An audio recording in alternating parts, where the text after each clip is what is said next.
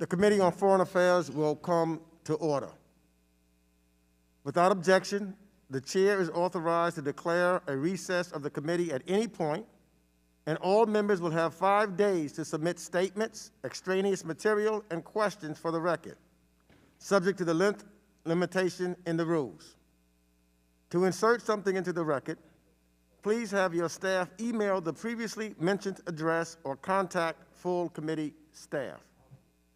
As a reminder to members, please keep your video function on at all times, even when you are not recognized by the chair.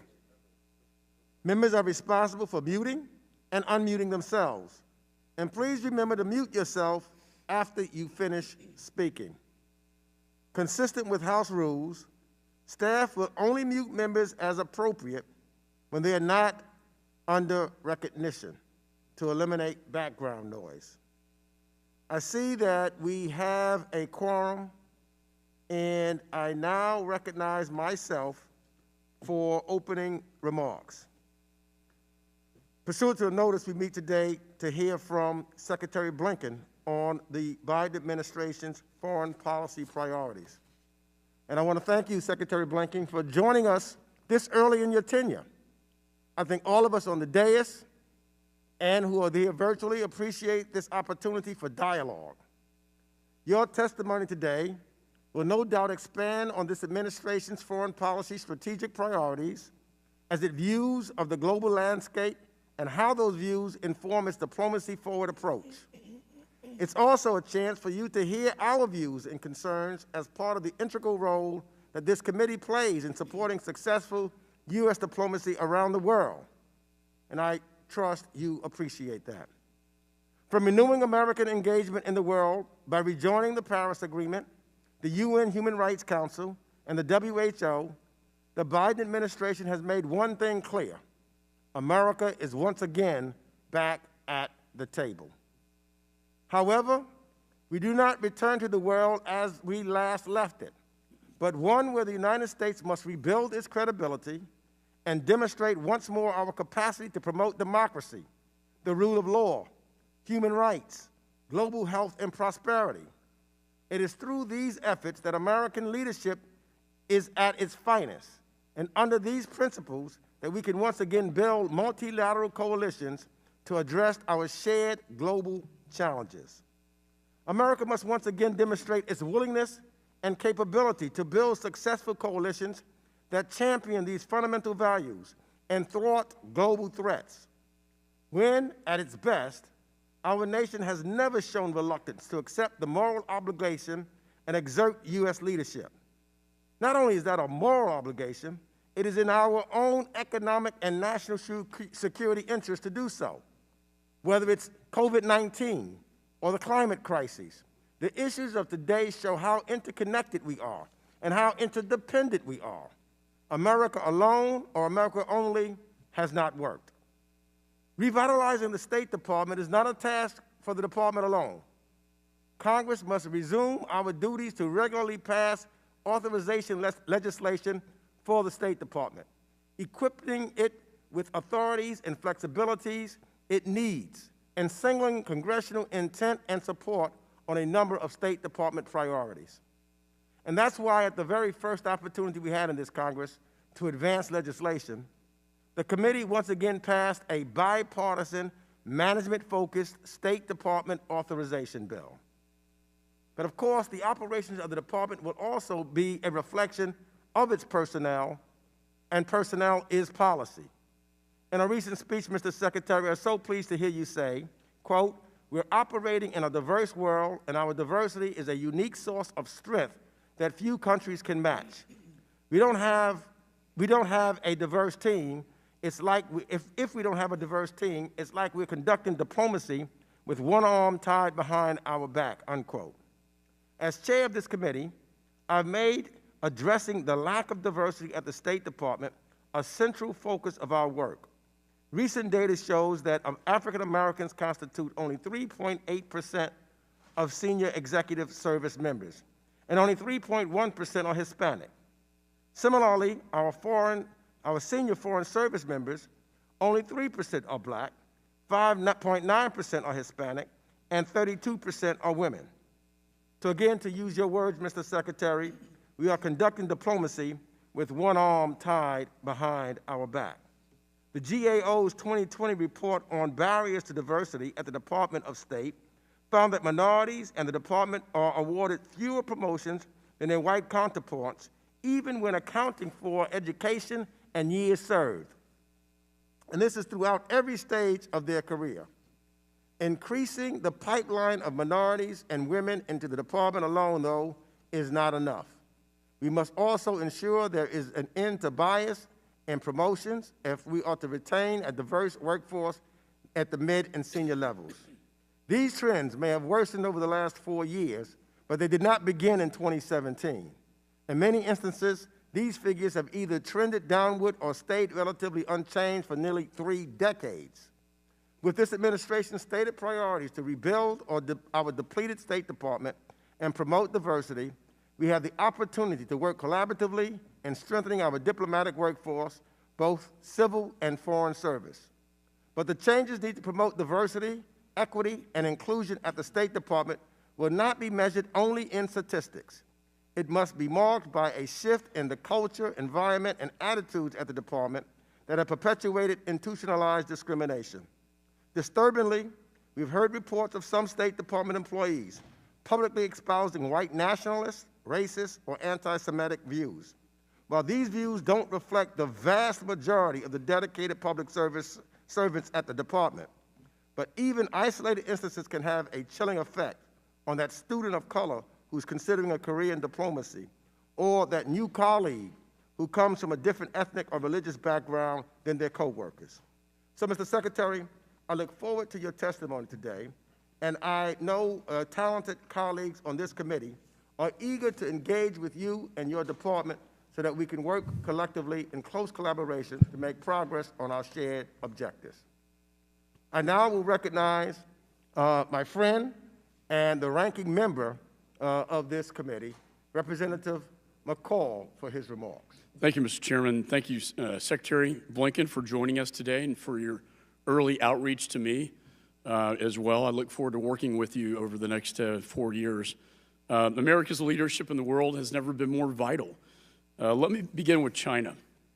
As the pandemic continues to rage, killing millions worldwide, the Chinese Communist Party is using the fear and desperation created by the virus, a virus the CCP's cover-up allowed to spread, to sow chaos and further their own authoritarian agenda.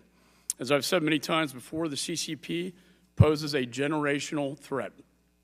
As we speak, they are committing genocide against ethnic and religious minorities, aggressively stealing U.S. intellectual property, threatening Taiwan, ratcheting up their military aggression in the region, and preying on nations with their Belt and Road Initiative.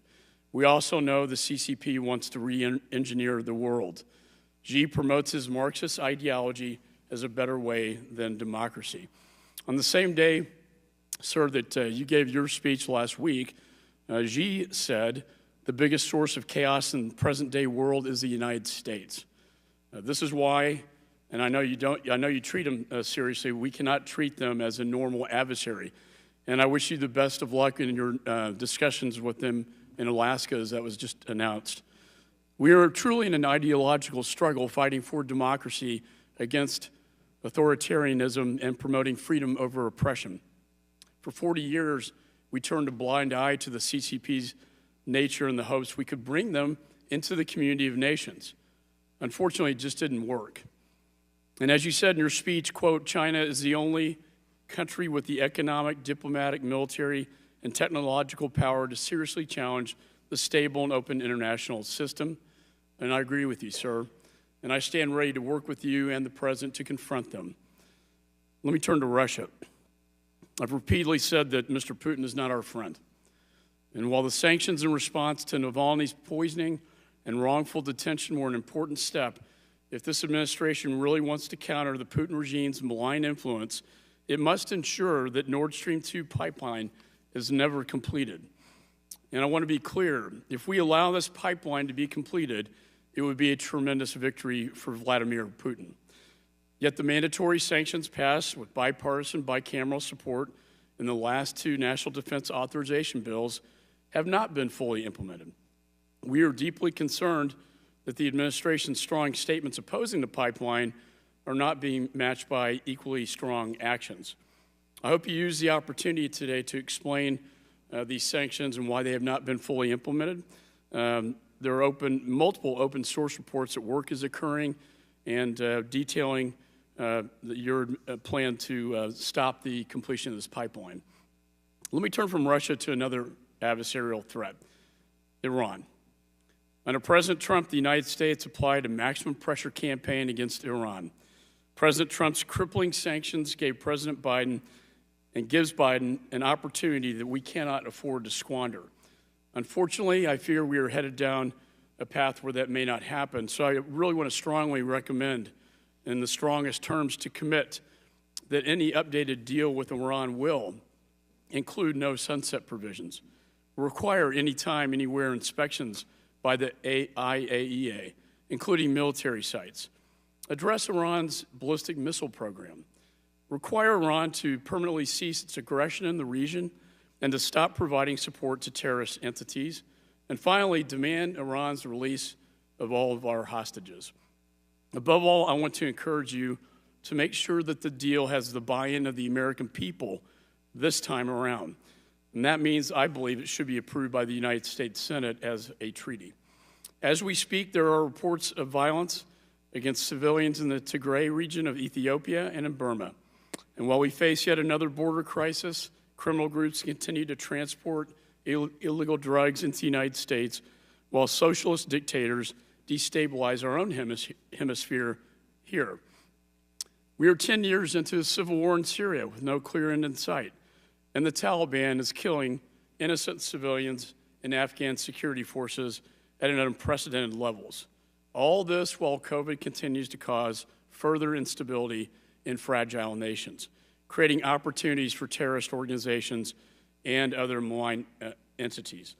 You certainly have many challenges that we face, but we face them together as a nation, as Republicans and Democrats, and I look forward to working with you, and thank you for being here today, and I yield back. Thank you, Mr. McCall. I now have the honor of introducing the 71st Secretary of State, the Honorable Antony J. Blinken. Let me just say before I introduce him, we have a vote on, so after my introduction, I'm going to ask Congressman Malinowski to chair the meeting so I can run to vote. There's a very significant, important vote that's on the floor to benefit the American people, and I want to make sure that I get my vote in. But because of time, I want to make sure that we take all the time that we can, that we have you available, Mr. Secretary, so that as many members have the opportunity to ask you questions. And that's the reason why we're not going to break, and I wanted to make sure I gavelled in this committee, even though I've read your testimony, but I would have loved to hear all of it myself, but I'm going to make that vote. So, the Honorable Antony J. Blinken currently serves as the nation's 71st Secretary of State. He served as Deputy Secretary of State, Deputy National Security Advisor to the President, and National Security Advisor to the Vice President during the Obama administration. Previously, he also served in government at the State Department and the National Security Council during the Clinton administration, and as the Democratic Staff Director of the other body on the other side of the alley, the Senate Foreign Relations Committee. Mr. Secretary, you now have time to deliver your opening remarks. And without objection, your prepared written statement will be made as part of the record. Mr. Chairman, Ranking Member McCall, thank you so much for your warm welcome. It's very, very good to be back before this committee, to be back in this room, and I really do appreciate the opportunity to talk today about the foreign policy goals and priorities of the Biden-Harris administration and some of the early work that we've done to try to achieve them. As I've said before, I am committed to working with Congress on the takeoff and not just the landing. I hope the administration's recommitment to working with you will usher in a new era of trust, cooperation, understanding between the executive and legislative branches. And I come to this because I work for a president who believes deeply in it, and having had the experience of working in that lesser body down the street on the Foreign Relations Committee, it's something that I feel personally myself. The Biden-Harris administration has set out foreign policy priorities by asking a simple question, and it's one that motivates us every single day. What will this policy mean for American workers and American families? And with that in mind, we set out the following priorities: stopping COVID-19 and strengthening global health security, so a crisis like this never happens again; building a more stable and inclusive global economy that delivers security and opportunity for as many Americans as possible; renewing democracy at home and abroad, because strong democracies are more stable, more open, more committed to human rights, less prone to conflict, and a more dependable market for our goods and services; working to create a humane and effective immigration system, because strong borders are fundamental to our national security, and welcoming immigrants is core to our national identity; revitalizing our ties with allies and partners, because these relationships really are force multipliers and a unique asset for the United States; tackling the climate crisis and driving a green energy revolution, because effectively dealing with climate change is essential to the health of our people, our economy, our security, and our planet; securing our leadership in technology, because it's critical to thriving in the global economy, and because we need to strengthen our defenses against bad actors; and managing our relationship with China, the biggest geopolitical test of the 21st century. With those priorities in mind, here are some of the actions we've taken in the first 50 days of this administration. On COVID-19, we re-engaged the World Health Organization and contributed an initial $2 billion to COVAX, the global vaccination initiative. On climate, we rejoined the Paris Agreement and announced a Climate Leaders Summit, which will be held on Earth Day, April 22nd. On our allies and partners, we held the first ministerial meeting of the Quadrilateral Security Dialogue between us, Japan, Australia, and India, and we will hold a leader-level summit this week on Friday. We halted any planned troop withdrawals from Germany, pending a global posture review led by the Pentagon, and I took my first virtual trip as Secretary to Canada and to Mexico, and next week, Secretary Austin and I will travel to Japan and to South Korea. On immigration, we overturned the discriminatory Muslim and African travel bans. We rescinded the zero-tolerance executive order on migrant family separation, and we sent the U.S. Citizenship Act of 2021 to the Hill to modernize our immigration system. On refugees and asylum policies, we rescinded harmful executive orders on refugee resettlement and announced a new refugee admissions target of 125,000 people for fiscal year 2022. We suspended the asylum cooperative agreements with the governments of El Salvador, Honduras, and Guatemala. We reinstated deferred enforcement departure to Liberians and granted temporary protected status to Venezuelans already in the United States. On democracy and human rights, we joined the UN Human Rights Council as an observer. We put into effect the presidential proclamation that U.S. diplomacy protect the human rights of LGBTQI people worldwide. We released the Khashoggi report and announced the Khashoggi ban to stop people who engaged in serious extraterritorial counter-dissident activities on behalf of a foreign government from entering our country. We imposed Russia sanctions on Alexei Navalny's poisoning and detention, and we imposed sanctions in response to the military coup in Burma. On public health, we rescinded the Mexico City policy prioritizing sexual and reproductive health, including funding for the UN Population Fund. On non-proliferation, we extended the New START treaty with Russia for 5 years and relaunched diplomacy with our closest European allies to bring Iran back into compliance with the JCPOA. On conflict diplomacy, we suspended the sale of offensive weapons to Saudi Arabia and named a special envoy to lead diplomatic efforts to end the war in Yemen. We revoked designations of Houthis as a foreign terrorist organization to enable urgent assistance to the world's most challenged people when it comes to the humanitarian crisis they're facing. And we boosted diplomatic efforts in Afghanistan ahead of the May 1st deadline. And on strengthening the State Department, we've invested in diversity and inclusion to have a diplomatic workforce that reflects the diversity of our country. We're focused on accountability and transparency, and we will modernize and rebuild so our team around the world has the tools and the support they need to get the job done. So as you can see, many of these steps map directly onto our core priorities. We can draw a line from each one of them and draw a line further to the security, prosperity, and well-being of our fellow citizens. The President has made it clear that we will lead with diplomacy because it's the best way to deal with today's challenges. Above all, we're determined to hold ourselves accountable to a single overarching measure of success. Are we delivering results for the American people? That's our mission. It's our opportunity. We'll try to do our best to make the most of it. Thank you very much. Very glad to be here, and I look forward to getting your questions. Thank you so much, Mr. Secretary. It is wonderful and refreshing to have you here before us today. I will now recognize members for 5 minutes each, and pursuant to House rules, all time yielded is for the purpose of questioning our witnesses.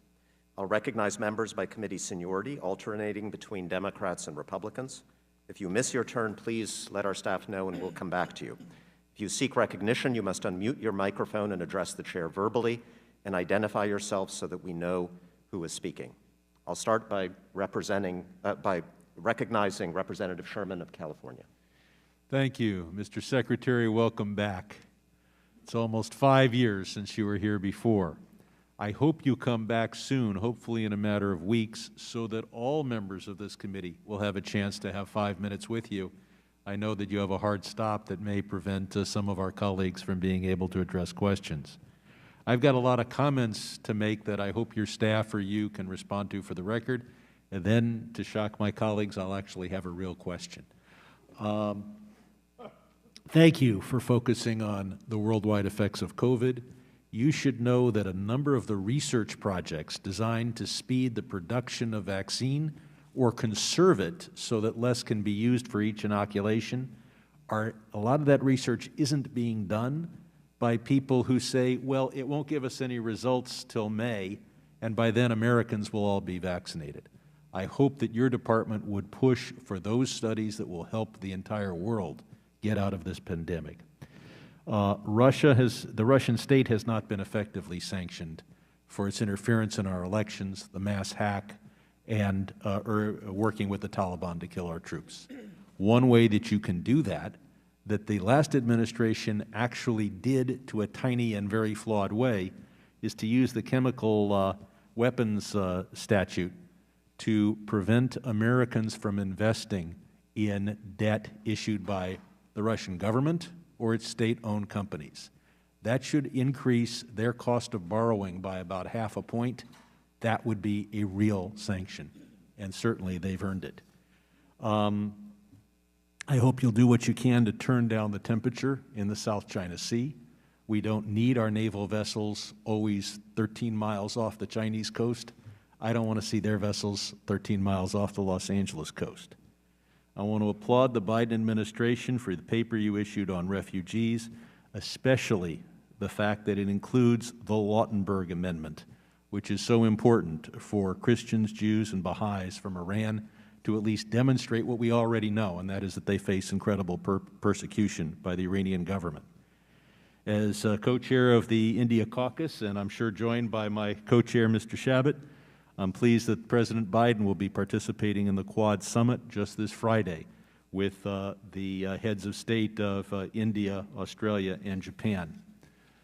I hope that you'll work to free all the captives from the recent Armenia-Azerbaijan war, and I hope that your staff would clarify comments made by our ambassador in Baku that seem to applaud the success of the Azeri military aggression. I hope you'll work to cajole Turkey back to some semblance of democracy and a freeing of political prisoners, that you'll look at the disappearances and extrajudicial killings in Pakistan, particularly Sindh, and even before we've been able to rejoin the Human Rights Council, I've got to applaud you for appearing before that council and talking about the lack of accountability for past atrocities in Sri Lanka.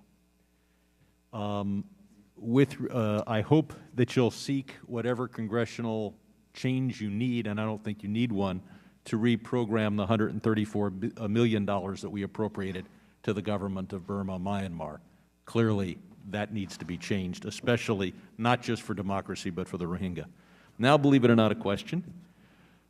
We're not in compliance with the JCPOA. Iran isn't in compliance with the JCPOA. The Iranian position is that we should make concessions to them just to get a meeting.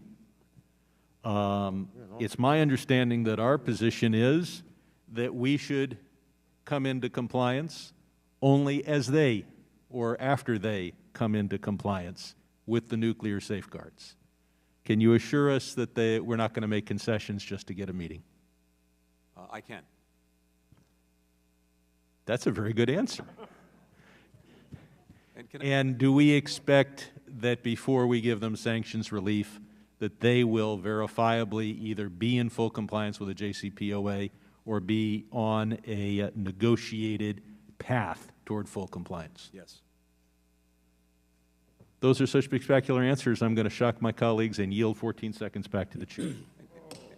And can I say as well, Mr. Chairman, that I would like to make my best efforts to make sure that everyone who would like to ask a question or make a comment have a chance to do so. So I'll stay as long as we can get through at least the first round of questions. Thank you for that. That's been a thank you for that, Mr. Secretary. I now yield 5 minutes to the ranking member, Mr. McCall. Thank you, Mr. Chairman. Mr. Secretary, we have limited time. I'm just going to get right into it. I want to start with the crisis at the border. Recently, the Biden administration canceled asylum cooperation agreements and remain in Mexico. Since that time, we've seen a massive surge of migrants crossing and causing a crisis at our southern border.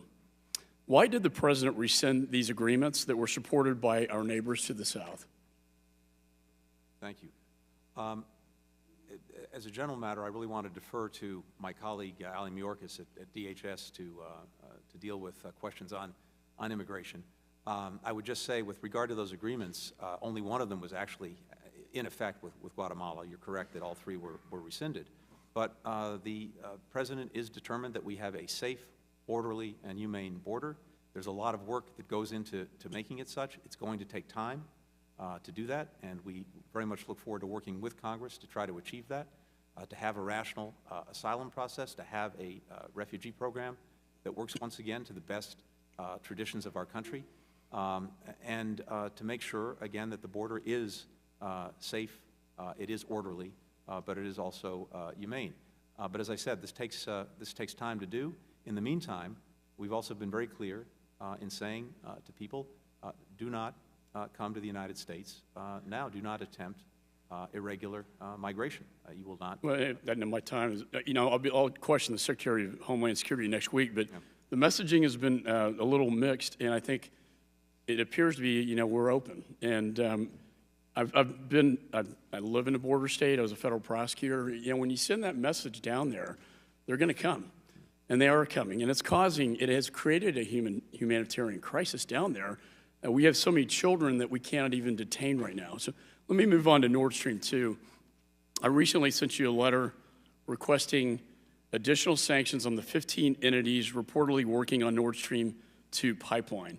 As you know, these sanctions are mandatory. So my question is, and they're about 90% ready to complete this project, will you commit to submitting new sanctions on these 15 additional entities as soon as possible? So on Nord Stream 2, a couple of things at the outset, just to be very, very clear. President Biden thinks it's a bad idea. He said so repeatedly. I share his view. It violates the European Union's own energy security principles. It jeopardizes the economic and strategic situation for Ukraine, for Poland as well. And so he opposes it. We oppose it. We'll continue to do so. I've been on the job, I think, 5 weeks. The pipeline is 95% complete.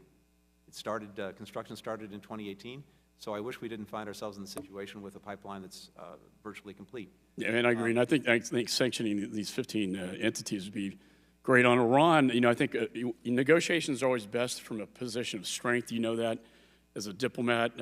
President Trump imposed a maximum pressure campaign that I believe gives us leverage as you go into these discussions. Sir, will you commit to me and to this committee that you will formally consult with us before lifting any sanctions on Iran? Yeah, we're determined to consult on the takeoff, not on the landing, across the board. But yes, particularly when it comes to Iran, if there is any movement on this, and thus far there hasn't been, yes, we will do so. And by the way, not just Congress is the first stop, but also allies, partners, including allies and partners in the region who have their own concerns and own interests at stake. Well, I think you have the leverage, and I wouldn't let up on it. I don't trust the Ayatollah. I don't know how you can possibly negotiate with the Ayatollah. I commend you for trying to, as we also try to negotiate with the Taliban. I think these are two most difficult organizations to negotiate with, and so I wish you the best, in that effort. It's a big challenge, as you know. On China, you've testified yourself that genocide is occurring in China, and I agree with you, and so does Congress, and so did the previous administration. We labeled it genocide. We put sanctions on individuals and entities responsible for these crimes against humanity. What additional steps are you prepared to take to stop this genocide? A number of things, and I share that view. I share the deep concern about it. I think there are a number of things that we can do, should do, and will do. First of all, it's important to speak up and speak out, and to make sure that other countries are doing the same thing. The more China hears not just our opprobrium, but a chorus of opprobrium from around the world, the better the chance that we'll get some changes. We have a number of steps that we have taken or can take going forward to include, for those directly responsible for acts of genocide, gross human rights violations, sanctions, visa restrictions, et cetera. I think it would be very important if China claims that there is nothing going on, that it give access to the international community, to the United Nations. If they have nothing to hide, show it to us, show the world. And so we'll be calling for that. And then I think there are a series of practical things that are very, very important. For example, we should make sure that we are not exporting, and others are not exporting to China, any products that can be used for the repression of their people and their minorities. Similarly, we shouldn't be bringing into this country products that are created by forced labor, including from Xinjiang. So those are some of the practical things that we can and should do, but for sure we're going to start by speaking out forcefully on this. Thank you, sir. Gentleman's time has expired. I now recognize myself for 5 minutes. Speaking of China, I was just running around, and I just understand there was some breaking news that you and the National Security Advisor will be conducting an in-person meeting with the Chinese interlocutors next week in Anchorage. I welcome the news of that engagement. Can you tell us what you expect to be the agenda for those meetings and what you hope to have as outcomes of your engagement with the Chinese? Yes, thank you, Mr. Chairman. As I mentioned a little bit earlier, I'm heading off with Secretary of Defense Lloyd Austin to visit two of our most important allies, Japan and South Korea. We leave on Sunday, and we'll spend the balance of the week there. On the way back, I'm stopping off in Alaska. The National Security Advisor, Jake Sullivan, will come out there as well, and we plan to meet with Director Yang Jiechi and State Councilor Wang Yi from China following that trip. It's pretty simple. This is an important opportunity for us to lay out in very frank terms the many concerns that we have with Beijing's actions and behavior that are challenging the security, the prosperity, and the values of the United States and our partners and allies. So we intend to raise, and we will raise, the host of issues, some of which have already been touched on today, that concern us. We'll also explore whether there are avenues for cooperation, and we'll talk about the competition that we have in China, with China, to make sure that the United States has a level playing field and that our companies and workers benefit from that. This is not a strategic dialogue. There's no intent at this point for a series of follow-on engagements.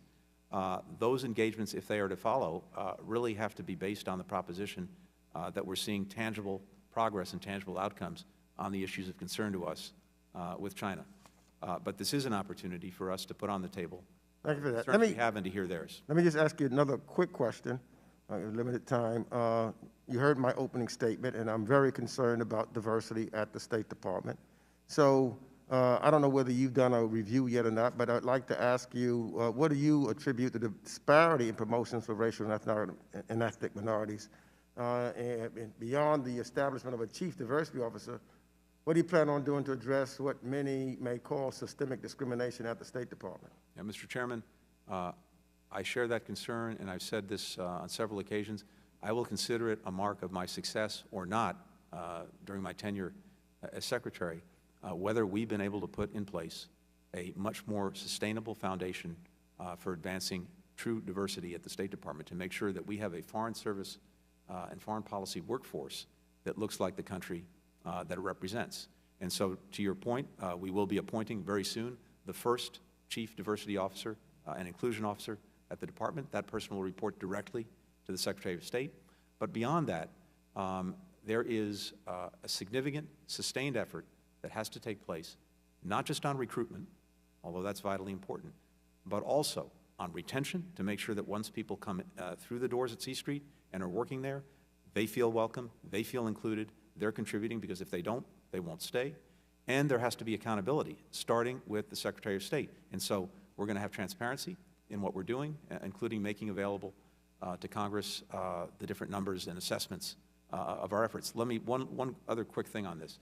As you know very well, this effort has to start well before anyone gets through the doors at C Street.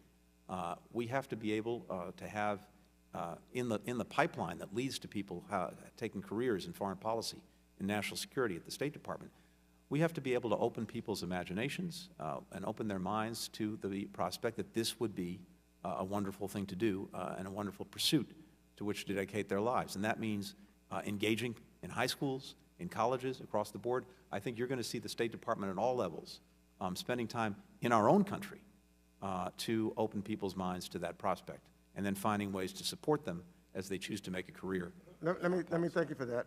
And I'm also trying to make sure, I'm delighted to have you in. And as you may know, there's been some in the past, and I don't want to focus on the past. We've got an oversight responsibility here on this committee. And to do that correctly, we need to have a constructive relationship with the department as Congress fulfills its constitutionally mandated oversight. So my quick question is, will you commit to have your staff begin those negotiations about document production to make sure that Congress has the information it needs to help restore American diplomacy? Yes. Thank you. And lastly, let me just ask you a quick question in regards to Afghanistan, because we know that ending the war in Afghanistan responsibly remains a key priority for many members of Congress and our constituents. So can you quickly explain to us the updated proposal and any feedback you have received from the Afghan government and the Taliban on this proposal?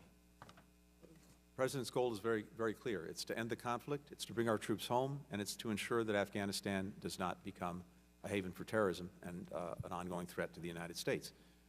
We're engaged in a diplomatic effort right now to try to drive the two parties to negotiate and to move forward on commitments that the Taliban made to the United States a year ago to negotiate meaningfully on a peaceful future for Afghanistan.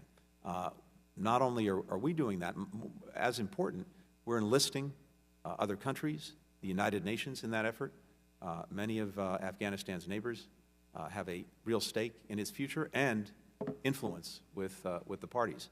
So that diplomatic effort is ongoing. Meanwhile, we're reviewing our own troop posture, including the May 1st deadline. We haven't made any decisions yet about that, and we want to see where this effort goes to actually get the parties to engage in a meaningful way. The Taliban made other commitments when it comes to reducing violence, when it comes to not harboring or supporting terrorists. We want to see them make good on those obligations. Thank you for that. My time has expired. And let me just say, I gave Mr. McCall and myself a little extra time, but for the rest of the members, I want you to know I'm going to be very strict on the 5-minute rule. The Secretary has graciously enough said he will stay as long as we can. So I would just ask you to, whatever you have, questions and answers within 5 minutes so that we can get as many members, if not every member, an opportunity to ask a question. I now recognize the gentleman from New Jersey and the ranking member on the Subcommittee of Africa, Global Health and Global Rights, Global Human Rights, Representative Chris Smith. Thank you very much, Mr. Chairman. Welcome, Mr. Secretary. For the past 40 years as a member of Congress, I've been deeply concerned about Chinese Communist Party's pervasive human rights abuses. In addition to several fact-finding trips to China, including to a concentration camp, I've chaired over 75 congressional hearings focused exclusively on CCP human rights violations, including pervasive religious freedom, persecution, torture, gulag labor, forced abortion, organ harvesting, democracy suppression, online censorship, the jailing of journalists and bloggers, and now genocide. Your predecessor, Secretary Pompeo, concluded that the persecution of the Uyghurs by Xi Jinping constituted a genocide, and there's no worse crime on the face of the earth. Last month at a town hall meeting, however, Anderson Cooper asked President Biden about China's treatment of the Uyghurs.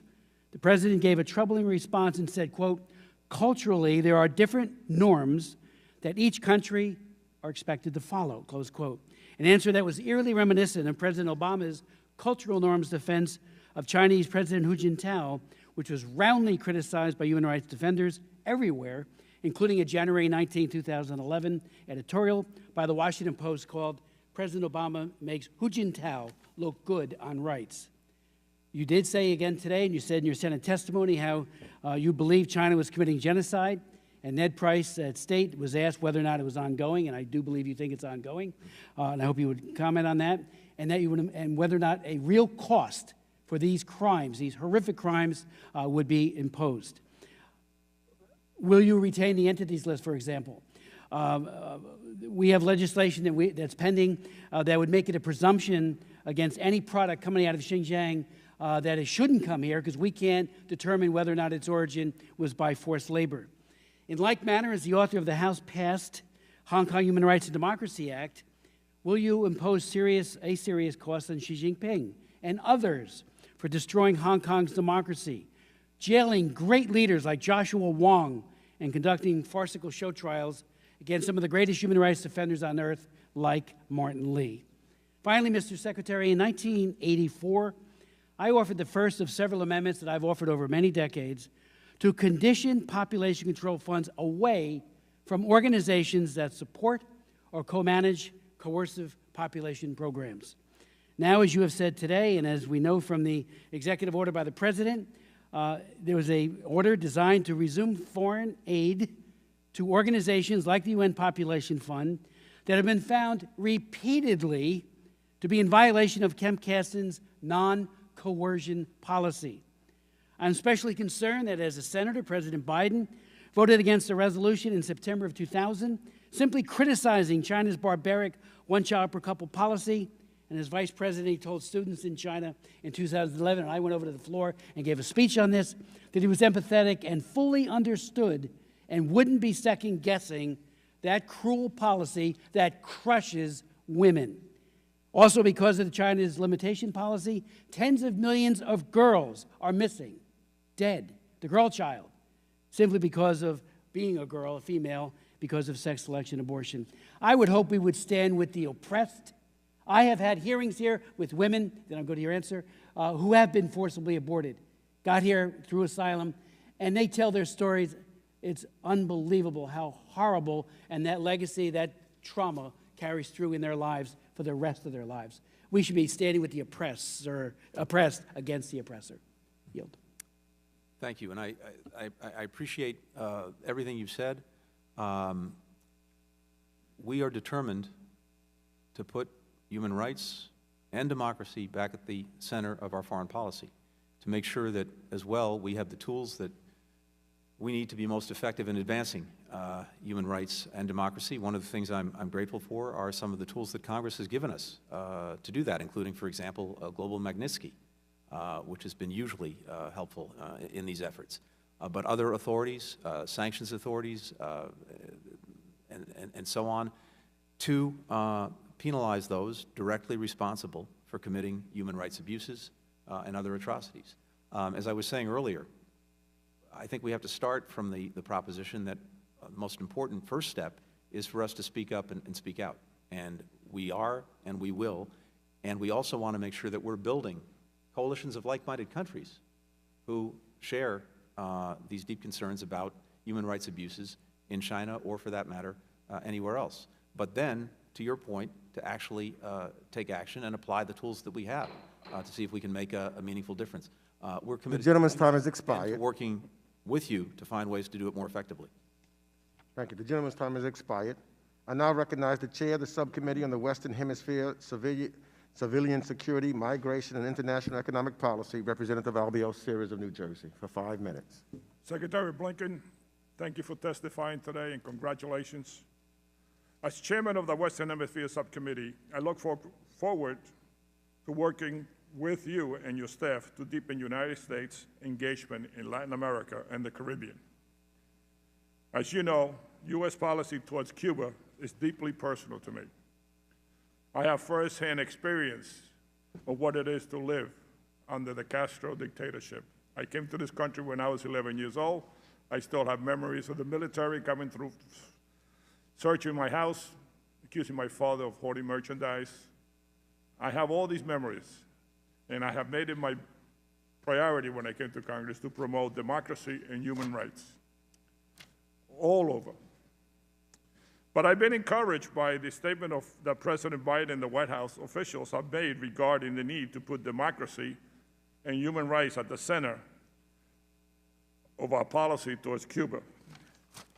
And as Secretary, I was wondering what steps could you take to promote political rights, civil liberties, and end its attacks on human rights defenders in Cuba? I think across the board, we share the same goals when it comes to Cuba, and that is democracy and freedom for its people. I have particular respect for the views and the experiences of our fellow citizens who are Cuban American, because you not only know it, you've lived it, or your families have lived it.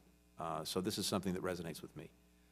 We're looking at the entire policy right now, and we haven't come to any conclusions. I think knowing what the goals are, freedom and democracy of the people of Cuba, I think we also start with the recognition that obviously no policy in the past of whatever stripe has fully succeeded in achieving that.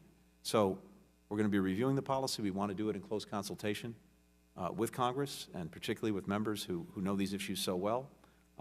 As you've seen, there have been no early policy changes, and certainly we are not going to make any changes without fully consulting. So I look forward to the opportunity to do that. Thank you, Mr. Secretary.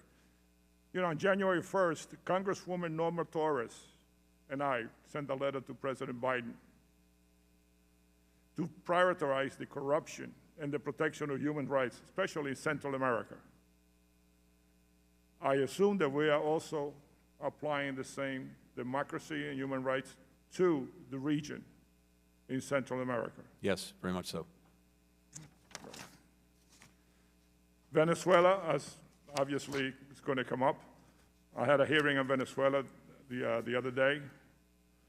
I was very happy to see that the president designated the PTS to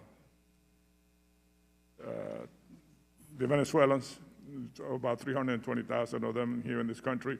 I think that's the right step. They have suffered greatly. My concern with Venezuela is Russia seems to be more and more engaged with Venezuela. And I think they're trying to, well, I don't think, I know they're trying to destabilize the region. I spoke to the ambassador of Colombia. In 2019, Russia had 6,000 people go through Colombia, and they expelled 3 Russians. Now, for Russia, Colombia is not exactly a beach destination. So my concern is that they're using Venezuela to destabilize Colombia, to get involved in other elections in South America, and I would hope that the administration would focus on Russia's efforts to try to destabilize our neighbors in the Western Hemisphere. Yeah, I share that concern. We see that in Venezuela. We've seen, I think, a resurgence of Russian presence and activity in Cuba the last few years, and we're very attentive to that across the board. And to the point you made a minute ago, too, I should just come back to it to say I think your emphasis on both spotlighting and combating corruption is absolutely essential, and this is something we're going to dedicate both more focus, more time, and more resources to, because we see it as both, unfortunately, prevalent in so many places, but also a little bit of an Achilles heel when we can put the spotlight on it, because when people see the corruption of their leaders, that's a good way to undermine support for said leaders. Thank you very much. Gentleman's time has expired. I now recognize the ranking member of the Subcommittee on Asia, the Pacific, Central Asia, and Nonproliferation, Representative Steve Shabbat from Ohio, for 5 minutes. Thank you, Mr. Chairman. Mr. Secretary, you touched on the border with Mr. McCall, but it's such an important issue that I'd like to follow up on it. Now, obviously, border security is principally within the purview of the Department of Homeland Security, but there's clearly a foreign affairs aspect to the relationship between the United States and Mexico and the United States and Central America, and you're here. And what's happening now at our southern border is, in my view, a national disgrace. Now, it's always made sense to me that one answer to stemming the tide of the mass humanity fleeing places like Honduras and Guatemala and El Salvador and Mexico is to help those countries improve the conditions there that cause the people to want to leave their own country in the first place. Fight the drug gangs that control neighborhoods and prey on people and target their children. Improve economic conditions. Reduce rampant governmental corruption. You and I probably agree on those things, and I note by the nodding of your head that we do. But this administration, unfortunately, policies toward our southern border since taking office a mere 7 weeks ago has, in my view, been feckless, incompetent. The Biden administration has a real mess on its hands, and it's a mess of its own making. This administration has essentially signaled to the world, come on in, our border's open, you can stay, and they're coming. Unaccompanied minors, way up. Single males, way up, many with COVID, and it's getting worse. Former detention centers are now called reception centers. The previous administration was criticized for allegedly holding kids in cages. Those photos, of course, turned out to be photos that had been taken during the Obama-Biden administration. But I'd argue the administration that you're part of is doing worse. Now, the previous administration, as Mr. McCall had mentioned, had skillfully reached agreements with Mexico and other countries to keep their migrants there, not here, pending the resolution of their immigration matters. As a result, illegal immigration into this country and the accompanying stress on the American taxpayers had much improved. Now, rather than requiring people to remain outside the U.S. while waiting for their immigration hearings, this administration has brought back catch and release. You're letting people into the U.S. and wait here for their hearings, even though you know that the vast majority of them are going to disappear into the interior of the U.S. and never show up for their hearings. This border crisis is real, and it's getting worse. Don't the American people deserve better than this? So I would disagree with some of the factual predicates of your statement, but having said that, a couple of things. You're right, of course, that this is also a foreign policy challenge for the United States. Could not agree more.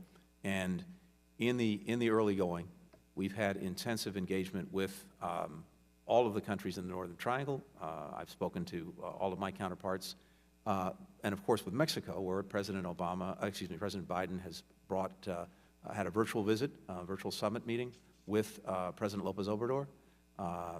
We had a similar engagement with my counterpart and other members of the government. We're working very closely with Mexico on what is a common challenge, including securing its own southern border, working to give people incentives also to stay in place and not come to the United States.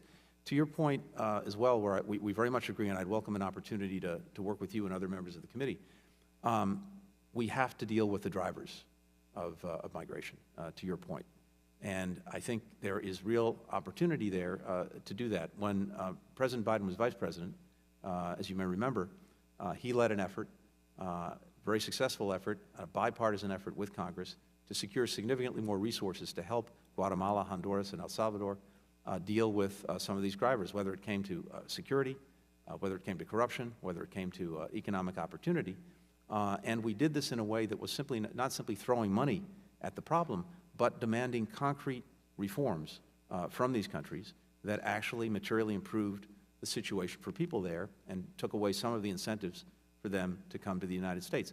We now have a proposal with additional resources over 4 years to do that, and to do that in a, I think, potentially effective way, so that we can take some of those drivers away. So I'd really welcome an opportunity to talk to you about that, to work on that, and hopefully get support from Congress. Thank you. I'm almost out of time, but I look forward to working with you. I've been a longtime member of this committee, and there's a lot of things we can work together on.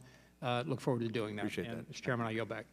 Gentleman yields back. I now acknowledge President of the NATO Parliamentary Assembly, Representative Jerry Connolly of Virginia, for 5 minutes. Thank you, Mr. Chairman. And thank you for that title. It's so nice to welcome you here, Secretary Blinken. Let me just clear one thing up, though. In your very courteous answer to my good friend from Ohio, surely the absence of your contradicting the idea that there's a crisis in the border should not be construed as your consenting to the fact that there's a crisis at the border. Is there a crisis at the border? We have at the border a lot of work to do to make sure that it is safe, orderly, and humane. We're engaged in doing that work. But, Mr. Secretary, the clear narrative that my friends on the other side of the aisle are trying to create is that only since President Biden took office has a crisis occurred on the border because of, I don't know, squishiness or unwillingness to really deal with the real problem. And I'm giving you the opportunity to clarify your thinking on that. Well, I, for one, don't acknowledge that suddenly a crisis materialized overnight on January 20th or 21st, but you're the Secretary of State. I share that view, and as a diplomat, as I said to our colleague, I disagreed with some of the factual predicates of his question. And what I'm focused on is trying to make sure that from my vantage point and from the responsibilities I have, we are working as effectively as we can with Mexico, with the countries of the Northern Triangle, to deal with this problem together. Because if we don't, we won't. Right. And it's one thing to acknowledge there are problems. There have been problems for a long time at the border. It's quite another to manufacture a crisis for political partisan gain. Not that my friend would ever do that, but some might. Let me ask you, in the limited time I have wearing that NATO hat, you know, in talking to NATO allies from 30 countries and as well as associated countries, at least at the parliamentary level, frankly, enormous relief that there's a new administration in town that recognizes the importance of the transatlantic alliance. And certainly the President, as well as you in your nomination hearing, have acknowledged that. Two things. How concretely can we move to try to reassure allies that we value the alliance and will absolutely commit to it?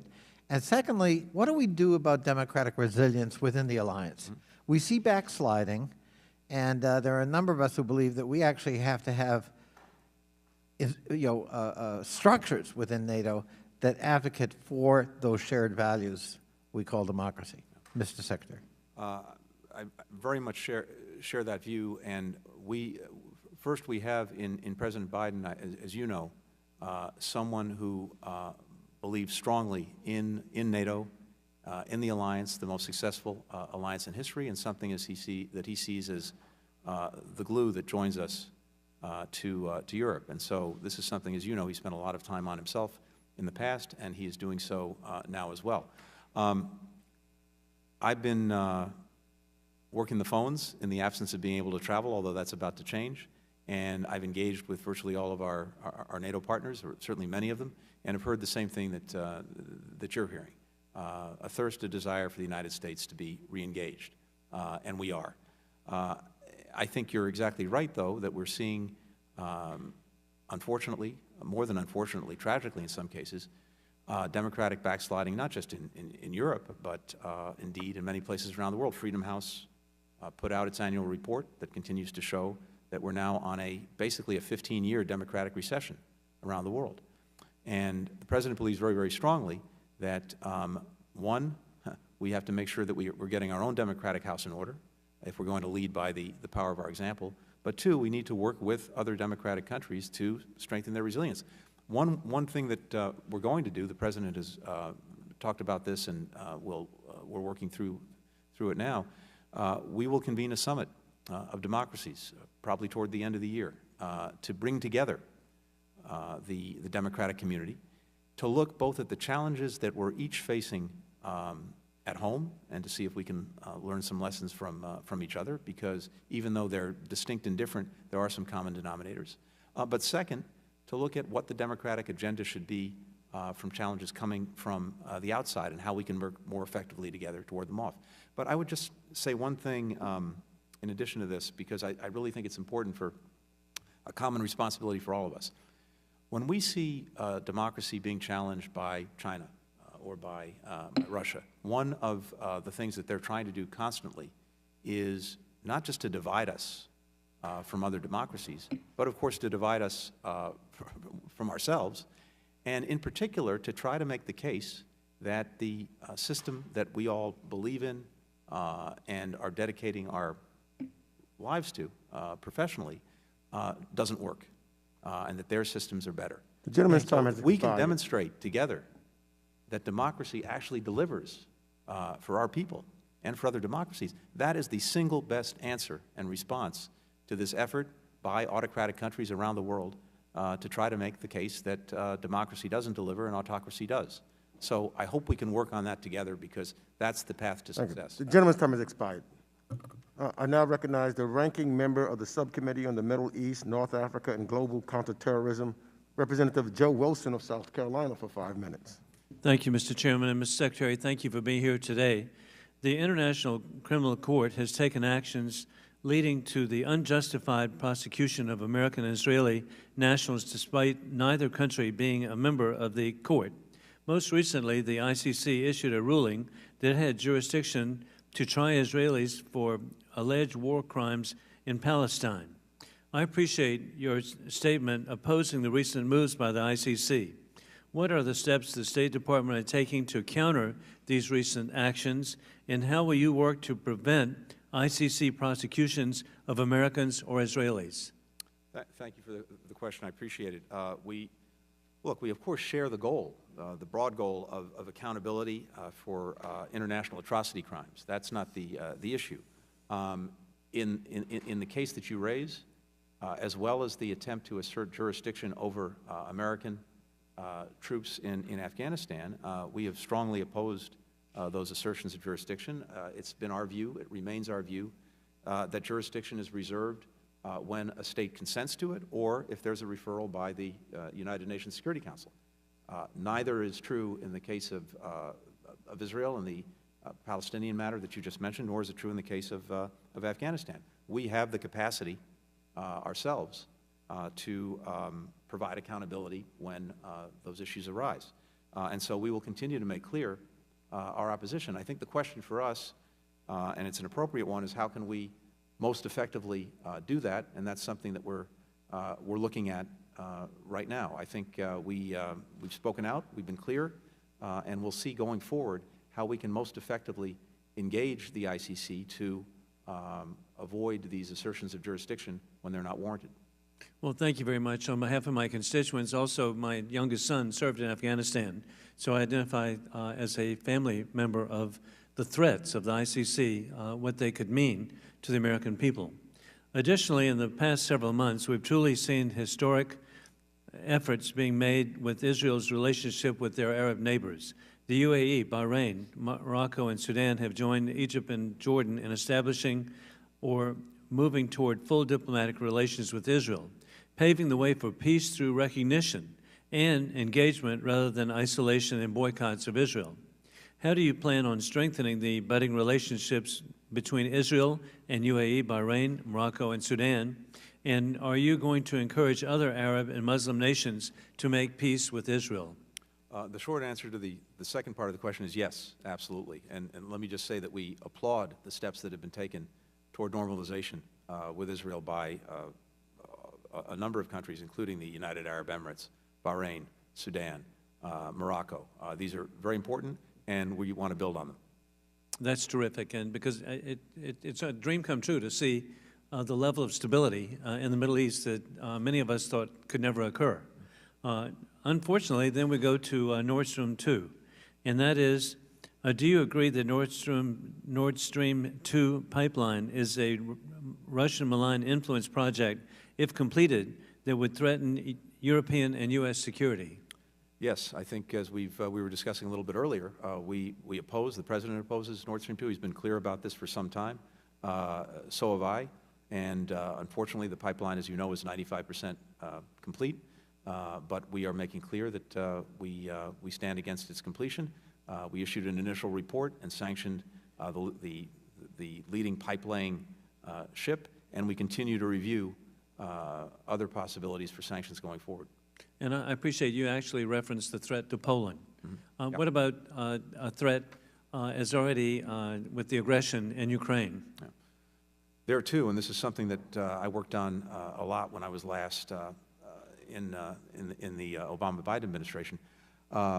We strongly stand against Russia's attempted annexation of Crimea. We stand strongly against its aggression in the Donbass in eastern Ukraine, and we are strongly in support of Ukraine. We intend to strengthen that support, whether it's security, economic, or its efforts to strengthen its own democracy, which are vitally important, because one of the challenges, as you know, for Ukraine is it has to face aggression from the outside, from Russia, but it also has to deal on the inside with its own challenges, including the problem of corruption.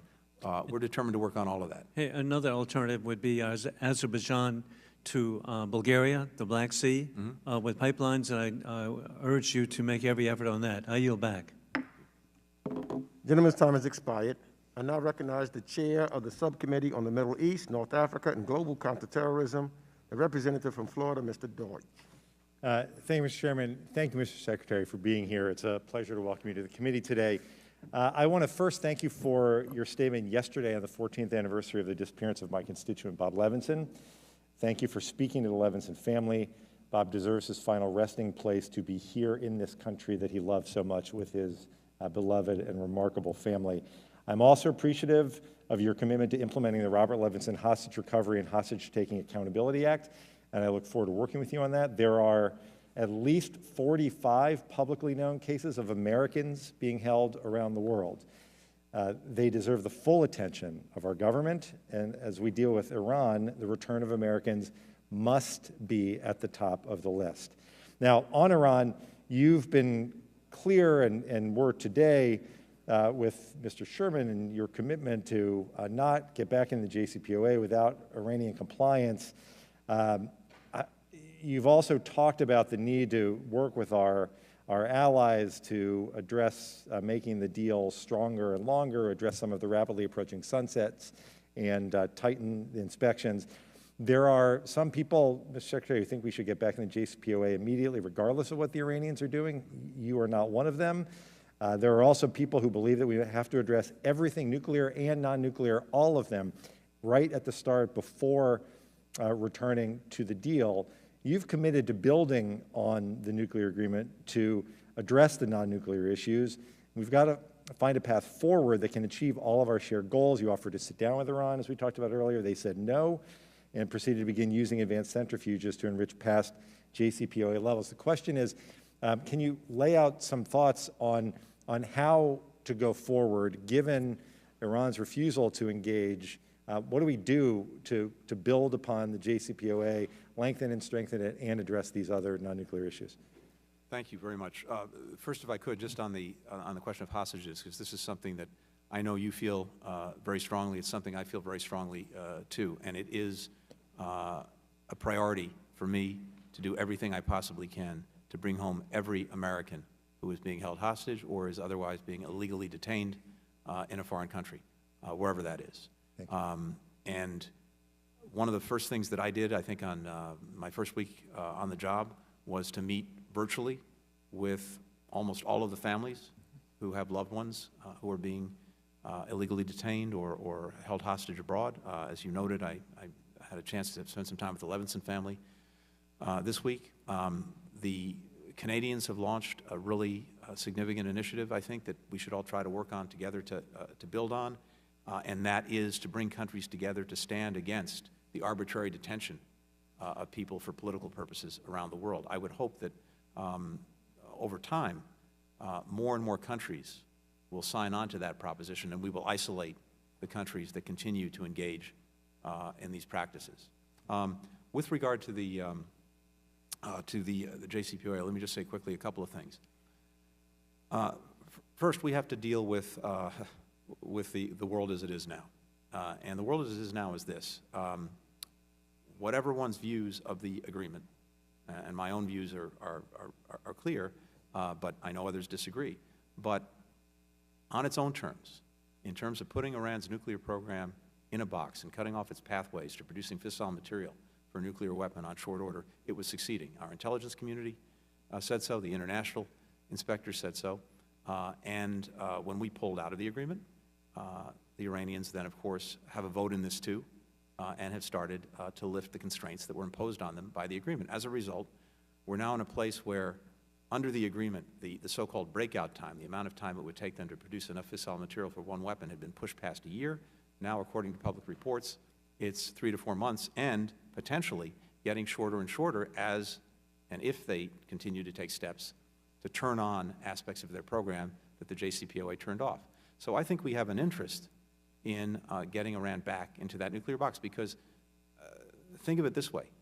We have fundamental problems with Iran's actions across a whole series of things, whether it is support for terrorism, whether it's a ballistic missile program that's increasingly dangerous, whether it's destabilizing actions throughout the region. An Iran with a nuclear weapon, or with the threshold capacity to have one, is an Iran that's likely to act with even greater impunity when it comes to those things. So we have a real incentive to do that. So we've been clear that the best, most sustainable way to do that is through tough-minded diplomacy. We've made clear that we're prepared to re-engage in that diplomacy. There was an invitation from the European Union to all of the parties to the JCPOA, including Iran, including the United States, to come and start to talk about whether there was a way back to Iran meeting its obligations. We said we would attend. Iran so far has said no. I think the ball is in their court to see if they're serious about re-engaging or not. The gentleman's time has expired. I now recognize the representative from Pennsylvania, Mr. Perry, for 5 minutes. Thank you, Mr. Chairman. And Secretary, congratulations on your confirmation. It's good to see you here. When you were having a discussion with the ranking member about China, my questions will center on China, about the genocide occurring there. I think you did say, and I don't want to put words in your mouth, but speaking out forcefully would be part of the answer. Is that correct? That is correct, yes. So then regarding the genocide occurring in China, would you say that it simply reflects a difference in cultural norms between our country and their country? Is that a proper characterization or not a proper characterization? I would say what it reflects is an egregious violation of human rights. So it's more than just cultural norms of a country. I mean, and I think we've been clear, and I've been clear that I see it as genocide, other egregious abuses of human rights, and we'll continue to make that clear. And I would think that simply characterizing it as a difference in cultural norms would not be. Would you consider that forceful? Speaking out forcefully. I'm just trying to use your terminology here. Again, I would say that we have and we will continue to speak out forcefully and shine a light on these egregious violations of human rights. I understand. In 2013, Emma Riley, a lawyer in the UN Office of High Commissioner for Human Rights, began to raise concerns that that office was forwarding the names of Chinese minority dissidents to Beijing just as those dissidents were preparing to testify before the council. According to Ms. Riley, the lives of these individuals and their families were put at jeopardy. One died in prison. More than 7 years later, the UN has failed to address this whistleblower case. Do you believe, well, given the implications of the claim, do you believe that the allegations deserve to be fully and impartially investigated? So I'm not aware of the case, but based on your description of it, the short answer is yes. So you're unaware. You never heard about this at all? I don't recall hearing about that particular case, but based on your description, I would share your serious concern about it. Because if it is true, then it would implicate the OHCHR's complicity in the CCP's genocide. I mean, they're actually aiding and abetting it at that case. If that is the case, if that's the case, if there's an investigation, even if there's not an investigation, but if that is the case, and given the severity of the allegations, would the Biden administration be willing to hold off on rejoining the council based on that? When it comes to the council, we obviously have significant concerns about its actions, particularly, for example, its bias against Israel and its repeated efforts to hold Israel to a standard that it does not hold other countries to. That's a problem that needs to be corrected. Similarly, we've had real concerns with the council in terms of its membership. We have some of the worst human rights violators who sometimes find their way onto the council. That's a problem. Having said that, it's our view that in terms of reforming the council and making sure that it is doing the right thing and focusing on what it's supposed to be focusing on, we are much better off at the table than outside the room. When we've been at the table in the council, we've been able to actually get some changes, including shifting its focus away from one-sided efforts against Israel. Similarly, and interestingly, to your point, the council actually has done arguably a better job than some other institutions in putting a spotlight on China and its human rights abuses. So I think there's something important to work with there, and the basic proposition is when we're in the room, we have a much better chance in making sure it's doing what it's supposed to be doing. Well, if we are going to be in room, with all due respect, I would hope that you would urge that there is an impartial and full investigation and appropriate action taken if they are indeed complicit with the genocide occurring in China and keeping on China. I'd be happy to follow up with Thank you. on that. I would appreciate that. Knowing that you're looking forward to a meeting very soon with the principals regarding China, are you prepared, are you contemplating concessions to the Communist Chinese Party vis-a-vis the Paris Climate Accord or anything else that we might need to know about? No. No concessions whatsoever to the Communist Chinese Party? No. When it comes to China, for that matter, any other country, our job is to make sure that we're advancing the interests of the United States and advancing the values of the United States. And we have to make the best judgment we can about how to do that. But certainly when it comes to China, as we've discussed, and I've had opportunity to discuss just in the few short weeks that I've been on the job, we see this, and I see this, as, in many ways, the most consequential relationship that we have in the world. And China uniquely has an ability, militarily, diplomatically, economically, to undermine the international rules-based system that the United States has devoted so much effort to building, and that does advance the interests and values of our people. So we're going to be making very clear to our counterparts in China the deep concerns, objections that we have to some of the things that they're doing, and to see if they will address those concerns. Thank you. The gentleman's time has expired. I now recognize the chair of the Subcommittee on Africa, Global Health, and Global Human Rights, Representative Karen Bass of California, for 5 minutes. Well, thank you very much, and thank you, Mr. Chair, Ranking Member, and Mr. Secretary.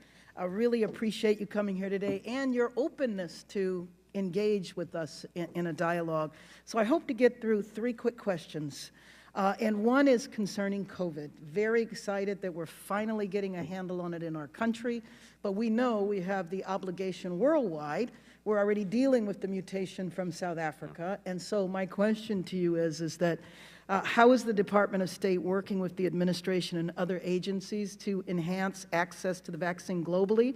And what role can the State Department take in terms of pooling vaccine technology? That's my first question. I got a few others. Good. As you know, one of the first steps that we took was to join COVAX, the International Vaccine Consortium, and we have, more than that, dedicated significant resources, thanks to Congress. We had $2 billion that we've made available, with more to come, depending on whether other countries also step up. But beyond that, we are looking across the board at ways that we can really lean in to facilitate access to vaccines around the world. Because to your point, and I think we all know this, we are never going to be fully safe here in the United States until the vast majority of the world is vaccinated. Because as long as that virus is replicating somewhere, it could be mutating. And if it's mutating, it could come back to bite us. So this is not simply the right thing to do. It's the necessary thing to do in terms of our national security. And we're looking at ways to advance that effort. I would love to see us play the same leadership role that we played around Ebola. Ebola didn't go beyond 3 countries in Africa, and it could have gone much further. Switching reels now to Mali. In August 2020, the Malian government was deposed in a military coup, and while a transitional government has been formed with the goal of holding elections in 18 months, the security situation both inside Mali and the wider Sahel region remains extremely unstable. So to prevent the security situation from deteriorating further, do you think it's important for the UN peacekeepers to maintain a strong presence there? I know that the mandate comes up in June around the Security Council. In short, yes, but that's also something that I think would benefit from us being able to have a chance to talk and think about the best way forward. It's a challenging situation, but the short answer is yes. Great. My next question is, what role do you see the U.S. playing in assisting in the negotiation process regarding the GERD, the Great Dam in Ethiopia, and then maybe you can also comment about the situation in Ethiopia after that question. Well, with regard to the GERD, we want to do everything we can to facilitate the countries concerned coming together and finding a way forward that meets their interests and avoids conflict. And I think we can use our good offices to help do that. So that's the way we're approaching it. The challenge in Ethiopia is very significant, and it's one that we're very focused on, particularly the situation in Tigray, where we are seeing very credible reports of human rights abuses and atrocities that are ongoing. And I've been on the phone on several occasions now with Prime Minister Abiy of Ethiopia. I've talked to other leaders in the region and on the continent and beyond. I very much understand the concerns, for example, that the Prime Minister had about the TPLF and its actions, but the situation in Tigray today is unacceptable and has to change. And that means a few things. It means making sure that we're getting into the region, into Tigray, aid workers and others, humanitarian assistance, to make sure that the people are cared for, provided for, and protected. And it's very important that the government follow through on commitments that it's made. Do you envision peacekeepers? At this point, we have 2 other challenges that go to the security piece. One is we have, as you know, forces from Eritrea that are there, and we have forces from an adjoining region, Amara, that are there. They need to come out. And a force that will not abuse the human rights of the people of Tigray or commit acts of ethnic cleansing, which we've seen in western Tigray, that has to stop. We also need full accountability. We need to get an independent investigation into what took place there. And we need some kind of process, a reconciliation process, so that the country can move forward politically. Prime Minister Abiy was an inspiring leader who won the Nobel Peace Prize. Now he needs to step up and make sure that his own people in Tigray are getting the protections that they need and deserve. Thank you. Thank you, Mr. Chair. Thank you. Ms. Emily's time has expired. I now recognize Representative Darrell Issa of California for 5 minutes. Thank you, Mr. Chairman. Mr. Secretary, it's good to have you here. As the chairman said earlier, this is very early and very pleasant to have you. And having started in this committee when Colin Powell was here, and then being a freshman, I didn't get to ask a question for the first 3 times he appeared. I had to wait until the chairman went away and grabbed him during a vote. So I want to thank you for agreeing to allow everyone to ask you a question. You know, all the way back in the Old Testament, the phrase that a leopard doesn't change its spots or can't change its spots. Unfortunately, those thousands of years of history seem to apply to Iran. You hadn't yet gone to Harvard when Iran took hostages of our embassy and blamed it illegally and wrongfully and lied and said it was just students. My understanding is we still don't have that embassy back. So in these decades, Iran has never changed its spots. It has continued to foment any kind of destabilizing activities it can throughout the region. in both Shia and Sunni majority countries, and of course, famously has supported Hamas and Hezbollah and made peace in that region much more difficult, if not impossible. So as you look at re-entering the JCPOA, my question is not on the nuclear question, because I think very accurately and succinctly you said that their nuclear ambitions are so that they can do what they're already doing with impunity. But they have done with impunity for longer than many people on this dais have lived. What are your plans on the areas of their continuing to destabilize their neighbors and their support for terrorism around the world, but particularly the two groups I mentioned? I very much share your concerns about Iran's actions across the board, and the question is, what can we do about them? How can we be most effective? I think part of it starts with making sure we're working with and in close collaboration with other countries who are similarly aggrieved by Iran's actions. And so we're in close consultation and coordination with other countries that are on the receiving end of some of Iran's actions, but also with our European partners. One of the reasons I think it would be beneficial if there is a way back into the nuclear agreement would be to find ourselves once again on the same side with our European partners who spent the better part of the last few years trying to keep that agreement alive and not necessarily focusing all of their energy and attention on dealing with some of these other actions that Iran takes where their help would be very important. So I think there's an opportunity there if that goes forward. But we have all sorts of tools, including, and this is important, and I know you know this, the nuclear agreement doesn't take away a single tool that we have to deal with Iran's other egregious actions wherever they may take place. And indeed, we have international authorities to do the same thing. So we will use all of those tools, and we'll do it in coordination with other countries. I appreciate it. I'm going to just give you two quick more questions. One is historically, with support, bipartisan support, each administration has continued to support Lebanese institutions in order to be an offset to Iranian influence, including the universities and the Lebanese armed forces. Is it your position that you're going to continue to do that? Yes. And by the way, I think the last time I was there was with then Vice President Biden, and one of the things we did was a very powerful ceremony where we, in effect, delivered some very needed security assistance to the Lebanese armed forces to underscore that commitment. And a caveat to that, I'm assuming that your intention is to continue support for the refugee camps that dominate Lebanon, almost 50% of their population. Yes, absolutely. The burden that these countries are undertaking is extraordinary. And last, you did mention a great deal of things that are contrasting you with your predecessor. Can you give us a few items that Secretary Pompeo, who many of us served with, did well that you intend to continue and expand on?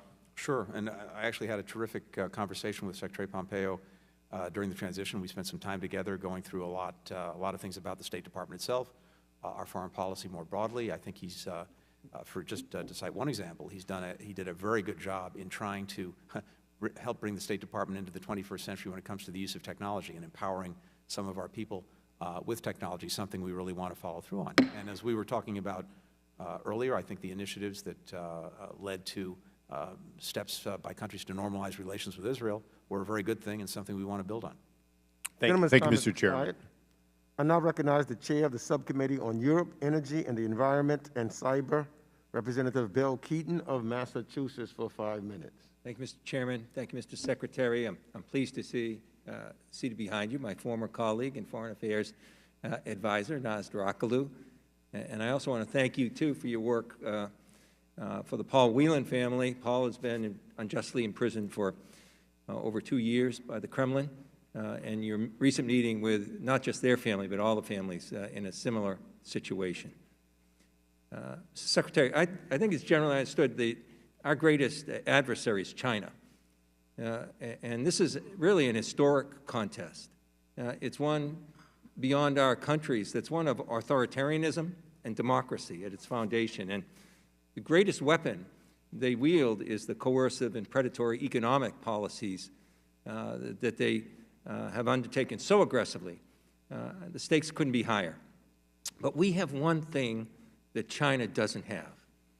We have a coalition, and most notably, I think, a transatlantic coalition that's ushered in the greatest period of peace and prosperity in modern times. And so our efforts to counter China, I think, must involve a transatlantic economic partnership that includes shared values and security interests, shared human rights issues. Yes, you know, we did have Section 232, the national security tariffs that were there that caused some discord with our allies. And yes, there are legitimate economic issues there. And indeed, I was pleased to see President Biden take action in that regard in terms of the UAE, in terms of rescinding the last-minute Trump actions, making it clear that whatever we do in these areas, the Biden administration, our country, is going to act in the interest of all Americans, not private interest. And I think that was an important message. Their discord, their feelings of hurt among our allies were the manner in which it was done. In fact, it was done under that security tariff. Those are our allies that spilled the blood of their children alongside us in so many conflicts. So I think there's areas of hope. I think tomorrow, I think they're going to be announcing a 4-month suspension on Boeing and Airbus so they can start to work that out. It's great to see that happen. But any way that we're going to be affected must include a way forward, maybe away from the Trump approach of just the stick with tariffs and moving towards a free trade agreement where there's a mutuality of interest and we can work together for both of our benefits and the benefits of democracy in that respect. Now, it's going to be hard because you have Brexit to contend with, and UK hasn't made it any easier with its internal market bill or its recent action violating the agreement unilaterally, not to deal under the agreement on exports on April 1st. Yet with all these challenges, we must move forward.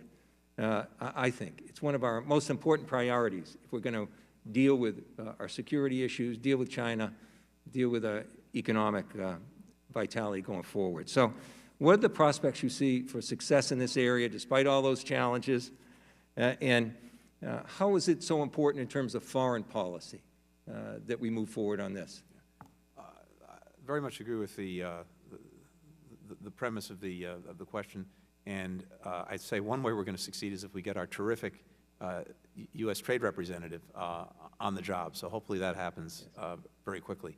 But beyond that, a couple of things. First, to your point, for example, when it comes to dealing with some of China's most egregious practices in the commercial area, we are so much better off and so much more effective when we are dealing with those with other similarly aggrieved countries than when we're doing it alone. The United States alone is, what, about 25% of world GDP? When we're working together with other democracies, starting with our partners in Europe, depending on who's in, it's 40, 50, 60% of world GDP. That is a lot harder for China to ignore. So we have, I think, a profound interest in trying to get our own house in order when it comes to some of these trade disputes, working through them as partners and allies do, not as adversaries, and that will, I think, give us a much stronger foundation. Having said that, I think you've heard the President speak to this. In terms of pursuing new trade agreements, we need to make sure we're investing in our own people first so that we have the strongest possible foundation to be competitive if we're in the business of opening more markets. And so we want to make those investments to make sure that we are indeed fully competitive. We also want to make sure that as we go about advancing new agreements, all of the key stakeholders are at the table, so that, to your point, we're doing these things to the benefit of as many Americans as possible, including many who have not benefited, unfortunately, from some of the trade agreements that we've reached in the past. So we have to factor all of that in. But the basic proposition that we should be working through these issues in a collaborative way with our European partners, I couldn't agree with more. The gentleman's time has expired. I now acknowledge Representative Adam Kinzinger of Illinois for 5 minutes. Thank you, Mr. Chairman. Mr. Secretary, thank you for being here. Just a couple of things. January 6th was a really bad day. But I've always said that democracies aren't really defined by bad days, but how they overcome them. And I think your promotion of democracy around the world is going to be very important, and to show how we rise above challenges. And and use that as an example for others. And the return to multilateralism, I think, is important as well, recognizing things like NATO. It's not just us doing NATO a favor. NATO also does us a favor. There's benefit in that. Just real quickly, I'd like to just point out at the country of El Salvador, I would just encourage you to put a very strong ambassador down there that's very focused on America's priorities, because there's some challenges within that country in terms of a leader that has crossed the line in their democracy in some areas. So after all that, I do want to drill down a little more on the Nord Stream 2 discussion. I was hard on the Trump administration for some slow implementation of things, and I think I just need to be fair. And given that we are at 90 to 95% of completion of Nord Stream, I think time is essential at this moment. So given that there is a lot of information out there in open source reporting on entities actually actively engaged in the construction of the pipeline, it is difficult for me to believe that the State Department requires more information. For example, there's vessels in the Baltic Sea going between the sanctioned Fortuna and German ports where materials for the pipeline are being stored. Do we not know if those ships are involved in the project? So we're looking at that very, very closely and very, very carefully. As you know, we issued an initial report that sanctioned the leading pipelaying vessel, the Fortuna. We also took account of, I think, about 18 different entities or companies that had pulled back as a result, I think, of the sanctions that we imposed and the tools that Congress gave us. So that was a good news story. But going forward, we're looking at this every single day. I think the challenge we have is to make sure that what looks on the surface, no pun intended, like a clear case, really is, and that it stands up to legal scrutiny. So we have to build these, as you know, evidentiary packages, and we're working on that, and we will do that. There are times when something seems self-evident, maybe it's not. A ship that happens to be in the area is not necessarily engaged in activities that relate to the pipeline. We need to make sure that it is, so that we can move forward. But you have our commitment that we're focused on that, and we'll continue to do it. Good, thank you. Just to also mention the Danish Maritime Authority, which is a government agency of Denmark, has put out official notices naming additional Russian ships that are engaging in trenching and pipelaying activities. Hopefully that information will be sufficient in your discussions going forward. And according to Nord Stream 2 AG's own website, it is the company responsible for the planning, construction, and eventual operation of the Nord Stream 2 pipeline. In fact, I just saw it discussed. I looked up on the Gazprom website. Do we believe that Nord Stream 2 AG is engaging in sanctionable activity? Something we will look at very carefully. Okay, and the other thing I'll say on that is, so the Danish permit for the construction of Nord Stream 2 in the Baltic Sea requires an active insurance company. Mm-hmm. The Danes have insisted that Nord Stream 2 has met this requirement, and the bipartisan sanctions in PISA, and as amended by PISCA, includes mandatory sanctions on insurers involved in the project. Do we know who the current insurer of Nord Stream 2 is? I'm sure we're looking at that. If we haven't already, agree with you that, across the board, we need to look at these different entities to see if they're engaged in sanctionable activity. And have you all been engaged in discussions with the Danes since the president has taken office, since they're aware of who the insurer is? I am not aware of that, but I can certainly double check on that, but I'm not aware of that. Okay, and one thing I'll ask too is if you can commit to consulting with and not just notifying our allies and partners in Central and Eastern Europe. A lot of the times they get left out of this discussion, as well as Congress, and so I would appreciate that commitment to do that as well. Yeah, there used to be an old saying that you'll remember when we used to talk about this in the 1990s, nothing about you without you. And we want to make good on that, especially when it comes to our allies and partners. Thank you. And I just want to say again, congratulations on the job. Thank you for your commitment to come in front of this committee. We'll have areas we disagree on, but I think that's going to be rare because typically foreign policy is and should return to being a bipartisan venture. So thank you for your service, and I yield back. Thank you. Gentleman yields back. I now yield to Representative David Cicilline of Rhode Island for 5 minutes. Thank you. Thank you, Mr. Secretary, for being here and for your extraordinary service to our country. We all look forward to working with you to strengthen our national security, bolster American democracy abroad, and advancing the causes of democracy and human rights around the world. As you know, you assumed the role of Secretary of State during a uniquely challenging time. For 4 long years, the United States disengaged from the global community and allowed illiberalism, corruption, and human rights abuses to escalate in nearly every corner of the globe. The void left by the United States was filled by those that seek to make the world less free, by those that trample on the rights of the world's most vulnerable, and by those that threaten the security of the United States. And Freedom House has said that the international balance has shifted in favor of global tyranny. So my first question is, how do you intend to incorporate a more universal approach to human rights rather than the cherry-picked recommendations of the previous administration that left women, girls, members of the LGBTQI community, and other vulnerable populations susceptible to discrimination and violence? I know the first step you took was to reject the recommendations of Mike Pompeo's Commission on Inalienable Rights, which is a terrific first step, but how do you intend to do that important work?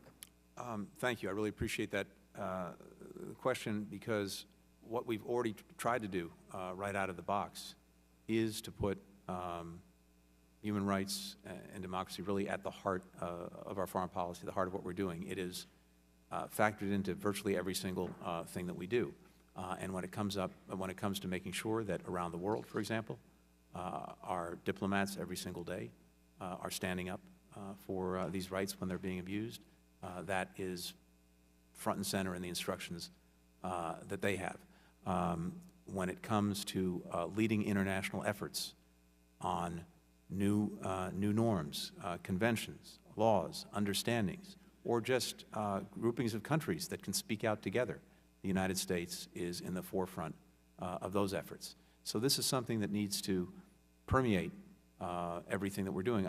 We had an opportunity to talk a little bit before just about this idea of bringing the world's leading democracies together in a summit, and part of that would be focused on what is the common agenda that we have around the world, and how do we most effectively advance or defend, unfortunately as the case may be, these rights when they're being challenged. Thank you, Mr. Secretary. Relatively small budgets for the State Department and USAID, I think, dramatically reduce our ability to conduct productive diplomacy worldwide and negatively impacts our national security. Does it make sense for us to consider a significant increase in funding for the State Department and USAID in order to make the Biden administration's goal of placing diplomacy and human rights at the forefront of its foreign policy successful? For the record, I didn't ask you to ask that question. No, I know that. But it seems to me it's going to require additional resources if we're serious about this. And in all seriousness, yes, absolutely. Because look at the challenges that the department has to play a lead role in dealing with. Whether it's, as we've already discussed, dealing with COVID-19, and in particular advancing a stronger global health security system so that this never happens again, we've got to be doing that. Great. Whether climate change and the great efforts that Secretary John Kerry is leading, we have a lead role to play in that.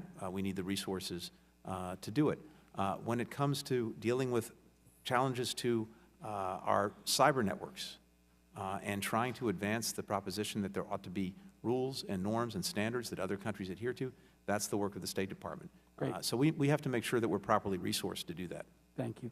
And my final question, Mr. Secretary. In July, we will mark the 47-year anniversary of Turkey occupying the northern part of Cyprus. For the first time, we have a U.S. President and a Secretary of State with substantial experience when it comes to Cyprus reunification.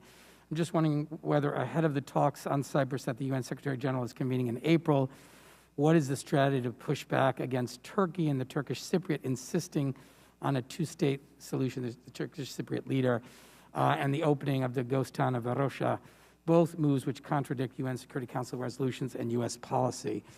There's a lot of expectation with this administration that finally we will see a real effort, real progress on unification. Well, as you know, and to your point, this is something that President Biden has been very much engaged in throughout his career, including in the Senate, and then again when he was vice president, something he takes very, very seriously. We strongly support a comprehensive settlement that reunifies Cyprus in a bizonal, bicommunal federation. We will engage in the effort to advance that prospect, including supporting the critical role of the United Nations, and as well direct American engagement in that effort. So I think you'll see American diplomacy fully engaged. Thank you, Mr. Secretary. I yield back, Mr. Chairman. Gentleman's time has expired. I now recognize Representative Lee Zeldin of New York for 5 minutes. Thank you, Mr. Chairman. Mr. Secretary, welcome. Congratulations. What a great honor. And I wish you much success. I hope you're as good of Secretary of State as Representative Malinowski brags about your soccer game. I wanted to go back to the topic of the Iran nuclear deal. And one of the principles that there was bipartisan agreement on during the negotiation of the JCPOA, the Obama, Biden, Kerry administration would frequently talk about the deal not being built on trust but built on verification. That's something that I agree with, actually. Is that I don't want to put any words in your mouth or make bad assumptions. That's something you agree with as well? Yes, very much so. One of the areas of controversy was that part of what was worked out was placed into an agreement between the IAEA and Iran. Is that something that you have seen yet, the text of that agreement between the IAEA and Iran?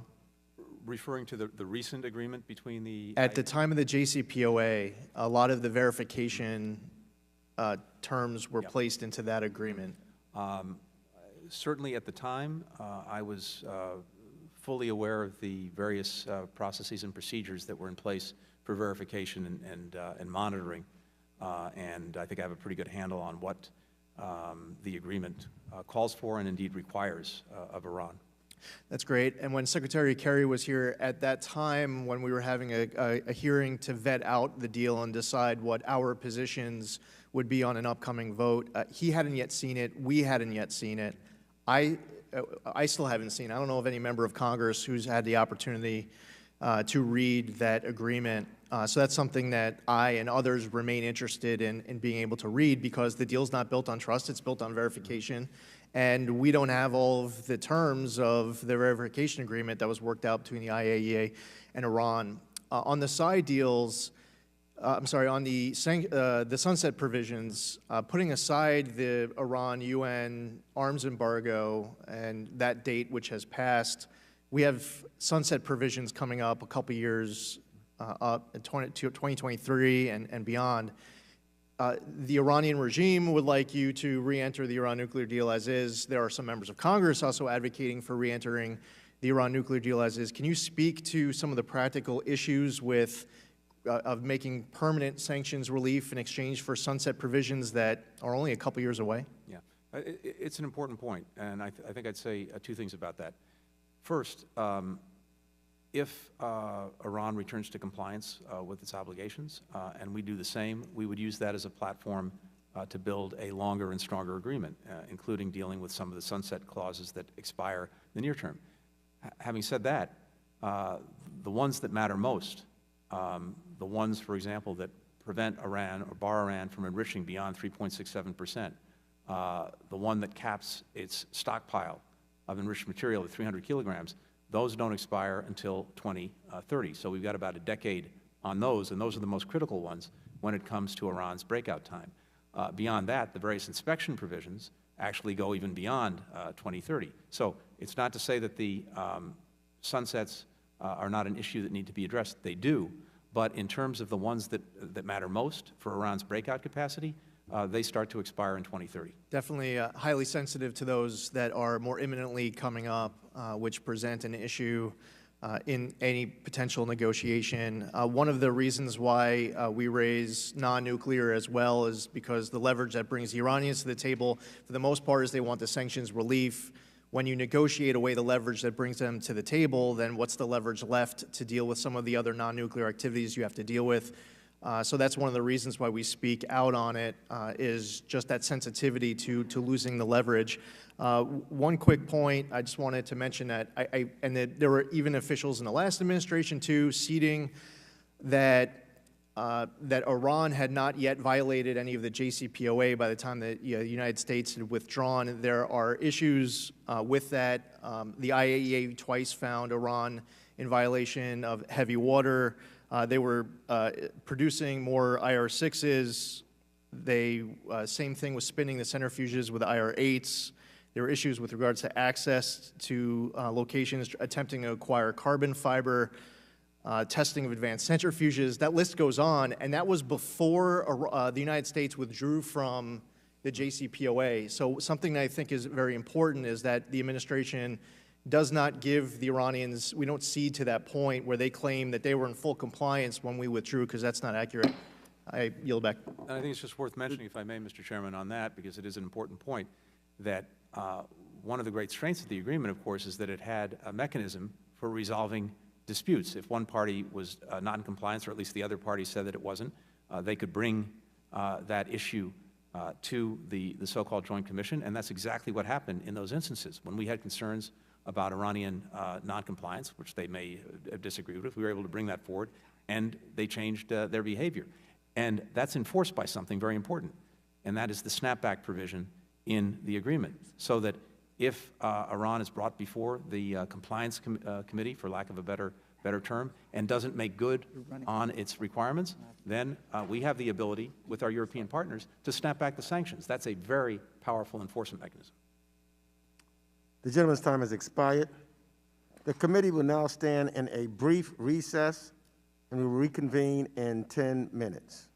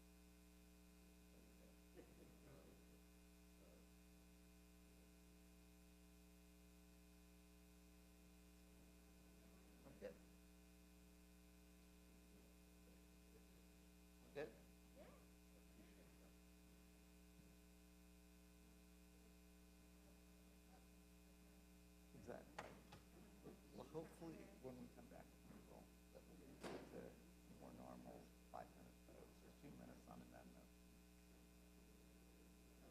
Well, again, this would be CDC guidance. If all staff vaccinated and all members who want to vaccinate, we should be in a place where we can vote a lot more quickly.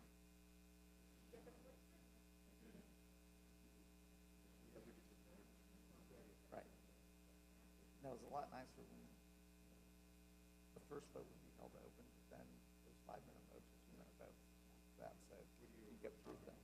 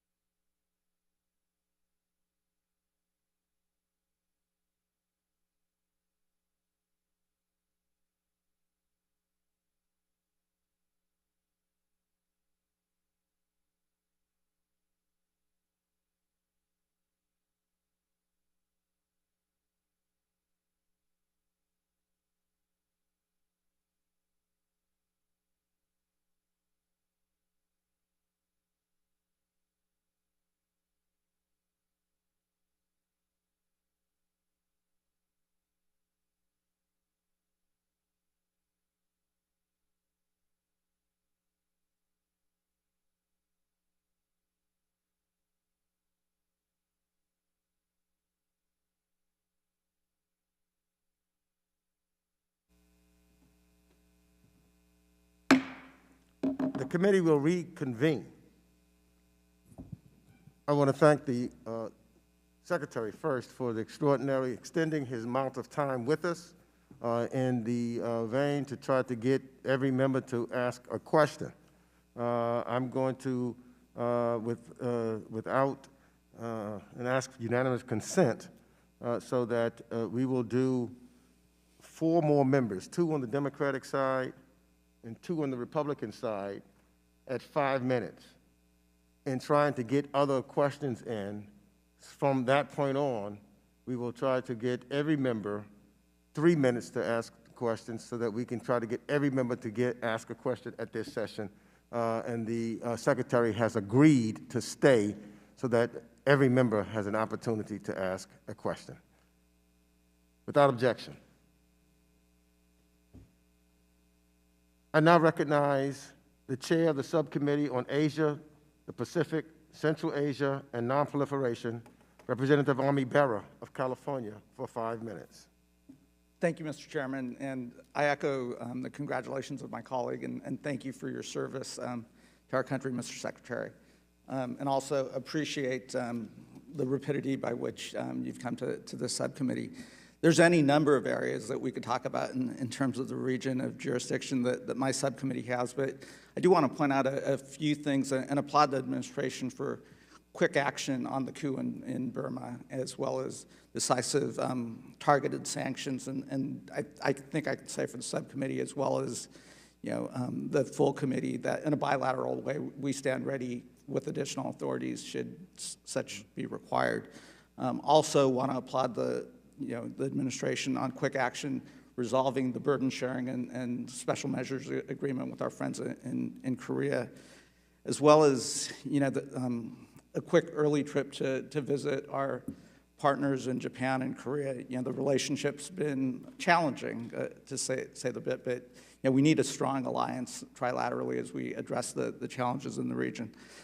And lastly, want to recognize the importance of the Quad and the importance that the administration's played on our Quad relationship in the region with Japan, Australia, and India. But I'm a doctor first, and my interests have always been, as a physician, on global health pandemic preparedness. And I appreciate your remarks of last week, as well as in your opening comments, as you lay out the agenda. First, we have to stop COVID-19 and restore and strengthen our global health security. And as such, I will really appreciate the early aggressive actions by the President, as well as the administration, to ramp up vaccine production here, to ramp up distribution with the bill that we passed today, the American Rescue Plan. I think we can actually beat the President's domestic goals of making sure every American adult who wants a vaccine is able to, that will have enough doses for them by the end of May. I think we can beat that. What I'd like to talk about a bit is, the global competition that we have with, in terms of influence, watching China go out to the rest of the world and, provide vaccine, watching Russia and the Middle East and elsewhere, and for lack of a better way of talking about it, vaccine diplomacy. I think we'll find ourselves soon in a place where, I appreciate the robust funding we've given the COVAX facility, re-engaging with CEPI and the World Health Organization. But I know in my dialogue with others around the world, they understand that the American companies are, in a transparent way, are producing some of the best and most effective vaccines coming out of Moderna, Pfizer, the Johnson & Johnson vaccine, potentially Novavax and others coming soon. I'd be curious as we start to think about, once we've stopped COVID here domestically, or at least gotten vaccines to the U.S. population, how we're going to directly engage and counter, some of what China is doing in a coercive way, frankly, with what I think is a worse vaccine. Very much appreciate that. And as you noted, of course, we did join COVAX. We're contributing significant resources, $2 billion initially, with additional resources to come. Again, thanks to Congress for that as well. But 2 things.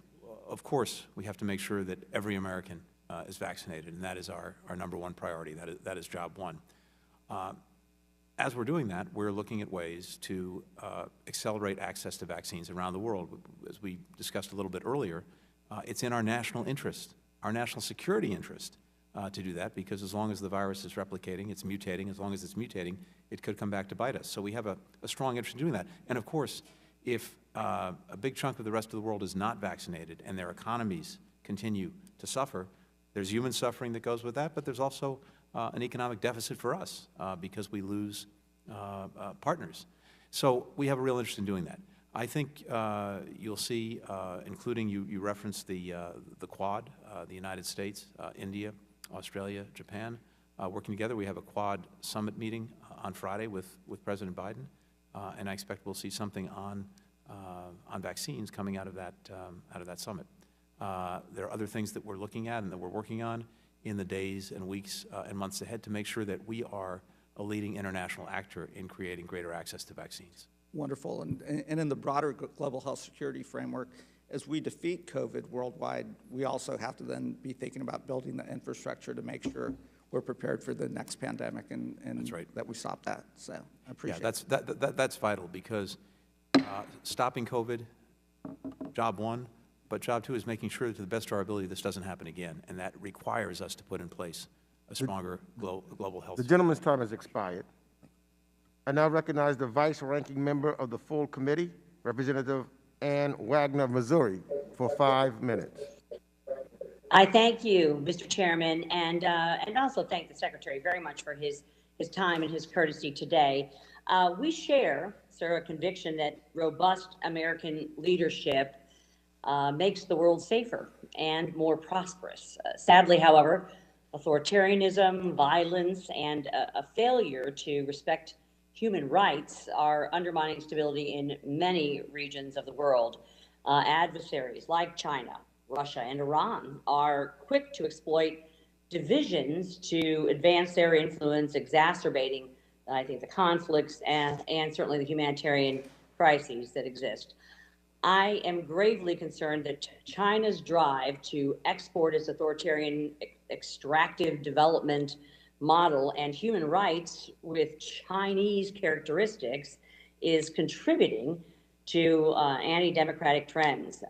At the same time, Russia is using disinformation and cyber attacks and other tools of malign influence to erode faith in our democratic institutions. Iran continues its relentless push to acquire nuclear weapons while using proxy actors to sow violence across the Middle East. Secretary Blinken, I am hopeful that you will work with us here in Congress to hold malign states accountable for their destabilization and destabilizing activities. Our partners want, and I think they need us all to remain engaged. I also, as my colleague just mentioned, am concerned of China's use of vaccine diplomacy, again, to trade access to COVID vaccines for expanded influence in target countries. I think China is even incorporating these efforts into its predatory Belt and Road initiatives. China, Russia, and Iran, sir, also are working to spread false news regarding the origins of COVID-19 and I think diminish confidence in U.S. developed vaccines. Mr. Secretary, to what degree are our adversaries coordinating to amplify COVID disinformation, and how will the State Department ensure that U.S. partners receive accurate information regarding vaccinations and other mitigation efforts? Thank you very much. This is really one of our most important tasks, and I share your concern about, among other things, misinformation and disinformation that's being put out there, including by Russia, regarding vaccines. This is incredibly dangerous, besides being incredibly wrong, and ultimately incredibly self-defeating for the countries that are engaged in this, because, as we were discussing, they're not going to be fully safe either until the bulk of the world is vaccinated. And if they're undertaking efforts to cast doubt and sow doubt about vaccines, ultimately that's going to harm them as well as everyone else. So we're going to be standing up strongly, speaking out clearly when we see this, and we're pushing back strongly against it. Beyond that, we're trying to make sure that the State Department itself is effectively resourced and focused on pushing back against misinformation and disinformation, whatever its source. We have some tools that we've stood up in recent years, including the Global Engagement Center, that I think are very valuable in undertaking that effort. But we need, I think, additional support, additional resources, and I think we need to have close consultations and conversations with Congress, because I think there are lots of good ideas out there about how we can do this even more effectively, and I'd welcome being able to talk about that with you. Great, and I'm very interested in visiting with you about that. Let me ask another quick question. Over the last several months, sir, we've seen an astonishing proliferation of cyber attacks on U.S. systems, particularly those with a nexus to the financial services industry. I serve on the Financial Services Committee also. Cyberspace is a key domain for China and Russia. States that believe cyber warfare allows them to compete asymmetrically with the U.S. Considering the scale and severity of the recent attacks, how should U.S. policy change to reverse this trend, sir? Well, in the first instance, we have to elevate this as an imperative across the government, and we're working on doing that. We've got to strengthen our capabilities. We have to strengthen our readiness.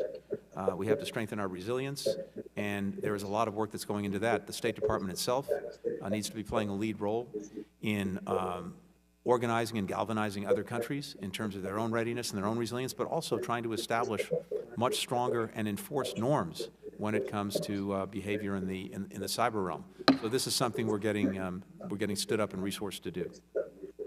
Great, thank you. I appreciate your time. I yield back. Thank you. Gentlelady's time has expired. I now recognize the Chair of the Subcommittee on International Development, International Organizations, and Global Corporate Social Impact, Representative Joaquin Castro, for 5 minutes. Thank you, Chairman. Thank you, Secretary, for your testimony today. The Trump administration, during its term, committed grave human rights abuses by separating young children from their parents at the U.S.-Mexico border. Thousands of children were separated that way. Hundreds of children still have not been reunited with their parents. What role is the State Department playing, or what role will the State Department play in helping to reunite those families? Well, one of the things we're doing is, as I mentioned earlier, and it's very good to see you, by the way, we're very actively engaged with partner countries in the region, starting with Mexico, but also Guatemala, Honduras, Salvador, on all these questions to make sure, to the best of our ability, that the message is clear, that people should not come to the border, that irregular migration will not be allowed, and we're working with them in close coordination to get the message out. We're working with the Mexican government, including on ways to strengthen its own capacities to deal with those seeking asylum, to deal with its own capacities on its southern border. So we're in close coordination and cooperation with them as well. And as we were talking about earlier, of course, we're looking longer term at dealing more effectively with some of the drivers of migration to make sure that the conditions that exist in the northern tribal countries are such that people don't feel that the only choice they have is to put their lives on the line and everything they know on the line to try to make the dangerous journey here. No, well, thank you, Mr. Secretary, for that. I think you all have made some very prudent decisions in ending the third country agreements, in ending the Trump MPP policy, for example. And I would just, of course, caution you and the President that there is a permanent class of folks who will always try to convince Americans that there are brown immigrants coming to harm them. And that is a permanent political argument that is made, unfortunately, by many conservative politicians. Let me ask you about something you mentioned earlier, which is diversity at the State Department. For decades, the Department has struggled to retain and promote a workforce that represents and leverages the talent of our diverse nation. I was pleased to hear your announcement to create a Chief Diversity and Inclusion Officer position at the Department. And I believe it's a necessary first step towards laying the foundation for enduring and lasting change. It's important to make sure that the position has the authorities and mandate to make meaningful progress. And in that context, I would mention also that Latinos are the most underrepresented group in the federal government. 18.5% of the population, 8.6% of the federal workforce, and 7% of the State Department, and an even smaller share of the senior ranks. So my question on this position is, how will you ensure the position is sufficiently resourced, supported, and empowered to be effective? Thank you. First and foremost, the Chief Diversity and Inclusion Officer will report directly to the Secretary of State. In and of itself, I think that will give that person in that position significant authority to make sure that we are actually making meaningful progress when it comes to diversity and inclusion. Second, that office is going to have a staff. It's not going to be just one person. Third, I've insisted on real accountability across the department, including the Secretary of State. And so we're going to have transparency on numbers, on assessments of what's working and what's not working. And again, as we were talking about a little bit earlier, we're focused on recruitment, but that is insufficient. We're focused on retention, because it's not enough that people come through the doors of C Street. We have to make sure that we have an environment and a culture that encourages them to stay and make their careers there. So we're working on that across the board. And then, as I said earlier, we're also very focused on making sure that well before anyone gets to C Street, we've opened eyes to the possibilities and prospects of having a career at the State Department in foreign policy and working for our country. Well, thank you for creating this new position, and please let us know how we can be helpful and support the department and that person in their work. Appreciate it. Thank you. I yield back, Chair. Mr. Castro yields back. I now recognize the representative from Florida, Mr. Brian Mast, for 5 minutes. Thank you, Mr. Chairman. Thank you, Mr. Secretary, for being here. I want to ask a couple questions, terrorism-related, Middle East, Israel, a few other things if we get to it. I just want to start with this. Mic shows on. I'm not sure if it's not picking me up, but it does show on. Try to speak a little louder for you if it's not picking me up. Thank you. Hamas, Palestinian Islamic Jihad, designated terrorist organization back in '97. Safe to assume you plan to uphold that as a designation? Yes. In that, can you speak to how we might work together, the State Department, Congress, to also remove the material supports for designated terrorist organizations like the Palestinian Islamic Jihad and Hamas and others? How might we eliminate that? Well, first, I welcome the opportunity just to work together across the board on those issues, and we're very open to ideas that Congress has and trying to work together to make sure we're being as effective as possible in combating terrorism across the board, and particularly in making sure we're doing everything we can to deny groups the resources that they need to continue doing their work. We have, I think, some very good authorities given to us over the years by Congress, and we'll make sure that we use them. But we also look to other ideas for how we can move forward in upholding that effort.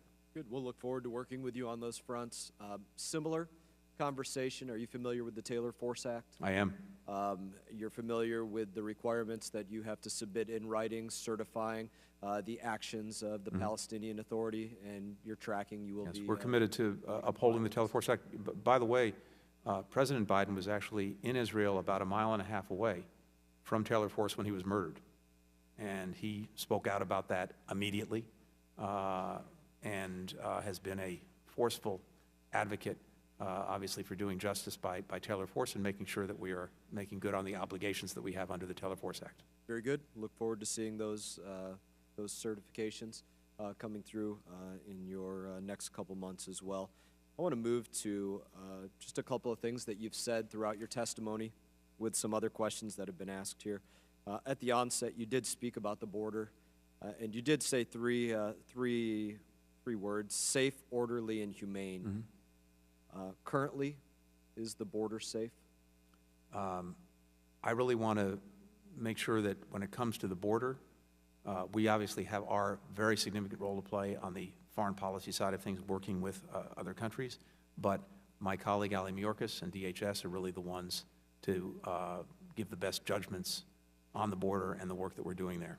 In your judgment, sir, is it safe, orderly, humane? And let me add one other thing to that.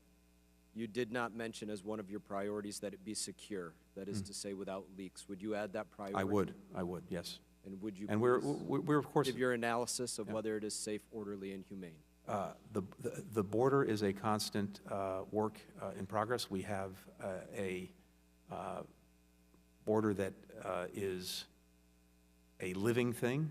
that brings countries together, that brings our countries together, that is good for, that is important economically, but it has to be secure, it has to be orderly, and we are a nation of laws, and we have to make sure that we're applying the law. So this is over many years has been a challenge in different ways at different times, and it's something we're obviously focused on. Doesn't sound like you're going to answer concretely whether it meets those parameters that you laid out. I'll leave it at that point for now, but I'm glad that you did say that it should be a location of law and order. And I would like to ask this question as a 30,000-foot ideology question about immigration in our country. Mm-hmm. Does anybody have the right to come into the United States of America uninvited? No, they have to come. If they're coming here, it has to be pursuant to the laws of our country. I'm glad to hear you say that, Mr. Secretary. I have no further questions at this time, and I yield back, Mr. Chairman. Gentleman yields back. I now recognize the Vice Chair of the full committee, Representative Tom Malinowski of New Jersey, for 3 minutes. Thank you, Mr. Chair. Mr. Secretary, I'll just jump right in with first a question about Saudi Arabia. In my judgment, you and the President have made a series of extremely principled decisions in our national interest to rebalance our relationship with Saudi Arabia. On the other side, you know, there are always people who express concern that if we push back on the misbehavior of a partner, we'll be pushing them away, hurt our relationship. Of course, there are those who say, oh, the Saudis can turn to the Russians or the Chinese. I just want to set the record straight on this. If an adversary like Iran were to attack Saudi Arabia or the Persian Gulf, would Russia or China come to their defense? Unlikely. Yes. So we are the country that guarantees security in the Persian Gulf, and the Saudis, the Emiratis, the Bahrainis, they know this, right? That's good. So that brings me to the Khashoggi case, where there's still, I think, a little bit of a lack of clarity. There's a law, Section 7031 of the Consolidated Appropriations Act, that says officials of foreign governments about whom the Secretary of State, you, has credible information have been involved in a gross violation of human rights shall be ineligible for entry into the United States. And under this law, you have the authority to waive that prohibition in a specific case. If it serves the national interest, then you have to report that to the U.S. Congress. Now, clearly you have credible information with respect to the Crown Prince MBS being responsible for the murder of Mr. Khashoggi. So I just want to ask you, have you issued a waiver under 7031 for MBS? Let me say a couple of things about this and answer your question. First, it's important to focus on what we did. And to start, as you very rightly put it, the President was determined that we would review and ultimately recalibrate our relationship with Saudi Arabia to make sure that it was actually advancing our interests and our values, because I think we'd gotten away from that. And that's exactly what we've done. We did that in getting out of support for the offensive operations and campaign in Yemen, led by the Saudis, and we suspended, as you know, certain arms sales to them. And in addition, we are now focused on the diplomacy of trying to end the war in Yemen and one of the worst, possibly the worst, and that's saying something, humanitarian crises in the world. We've been very clear and outspoken as well about our expectations of our Saudi partner when it comes to human rights. And at the same time, we've also been clear that we're committed to Saudi Arabia's defense if it is on the receiving end of aggression. That hasn't changed. But when it comes to Mr. Khashoggi, let me just say simply, one, we will follow the law. Two, as you know, for privacy reasons, that's something we can't discuss in any detail in this setting. I'd be happy to follow up. And three, I think it's fair to say that the Crown Prince has no plans to come to the United States. The gentleman's time has expired. I now recognize the ranking member of the Subcommittee on Europe, Energy, the Environment, and Cyber, Representative Brian Fitzpatrick of Pennsylvania, for 3 minutes. Thank you, Mr. Chairman. Mr. Secretary, we look forward to working with you, sir. you. Mr. Secretary, with respect to China, you've called China the biggest geopolitical test for our nation, and I could not agree more. The Communist Party's pursuit of unfair trade practices and aggressive coercive behavior undermines the values of our country. And this administration has made clear that preserving human rights abroad is a priority, going so far as to say they will, quote, stand up for democracy, human rights, and human dignity in Hong Kong in the interim National Security Strategic Guidance Report. So my question, sir, with regard to Hong Kong, what line would China need to cross for the United States to get involved and defend the people of Hong Kong? Or to state another way, what does the State Department consider to be a hostile act?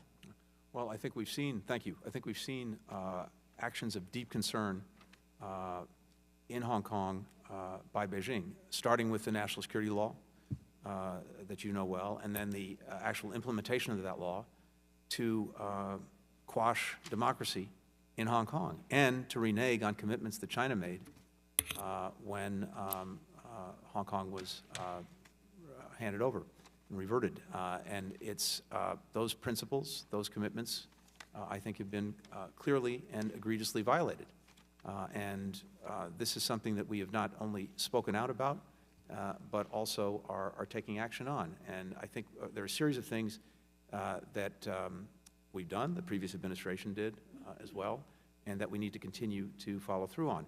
Sanctions, for example, against those responsible for committing repressive acts in Hong Kong, the denial of visas to those engaged in those kinds of practices.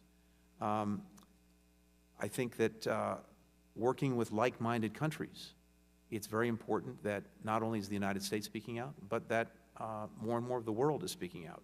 And so you've seen joint messages coming from groups like the G7, the Human Rights Council, and others. We need to advise our businesses as well that there are sanctions on the books that they need to be mindful of if they're operating in Hong Kong, that there are certain risks that come along with that. And we will continue to do that and speak out and take action against egregious violations of democracy and human rights in Hong Kong. Thank you, sir. Shifting to the Uyghurs. During a press conference on Monday, the State Department acknowledged the genocide was committed against the Uyghurs in Xinjiang. What can the administration do to protect the Uyghur community and the Uyghur minority, bring about the end of this ongoing genocide in China? And will you be raising these concerns of grave human rights violations when you meet with the Chinese officials in Alaska? To the last part of your question, yes. And in fact, I've spoken already to my Chinese counterpart, raised those concerns directly with him. President Biden has raised those concerns directly with Xi Jinping in his conversation with him. We will certainly be raising them again in Alaska. The gentleman's time has expired. I now recognize the representative from Nevada, Dina Titus, for 3 minutes. Thank you, Mr. Chairman. Mr. Secretary, nice to see you. Thank you for giving us more of your time. I'd like to expand on the question by Mr. Cicilline in the Eastern Mediterranean. I wonder if you could tell us a little bit about how the administration plans on re-engaging and strengthening our alliances in the Eastern Mediterranean. What efforts the administration is going to take to reverse Turkey's democratic backsliding? And third, what role can the U.S. play in the new trilateral agreement among Greece, Cyprus, and Israel when it comes to energy independence? Thank you very much. We've looked with real concern over the last, certainly the last year, and of course more recently as the administration's been in office, at some of the actions taken in the Eastern Mediterranean, particularly by Turkey, in terms of the exercise of various claims, whether it is to territory, maritime areas, or energy resources. And it is very important that the United States stand up for and be engaged in advancing the stability and sovereignty and territorial integrity of all parties in the Eastern Med. And insist that any disputes that arise are resolved peacefully, diplomatically, not militarily, and certainly not through provocative actions. We have called out actions, including by Turkey, that, in our judgment, violate international law or commitments as a NATO ally in the case of the S-400s. And that includes provocative actions against Greece, like violations of airspace, threats of force, et cetera. Now, I think one of the positive developments has been in recent weeks a significant diminution in the temperature on those issues, with Turkey engaged with the European Union and others to try to move forward in a more productive way. So we're very supportive of that, and we'll continue to try to help things advance in that direction.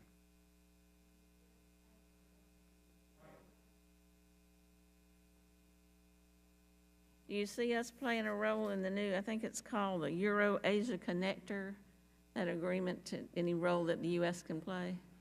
We'll certainly look to see if there's a productive role that we can play in that or any other arrangements, and certainly as well when it comes to energy and when it comes to diversifying supplies, diversifying routes. This is something that advances our own security and advances the security of other countries, including partner countries, so we'll always look at whether we can play a productive role. Thank you.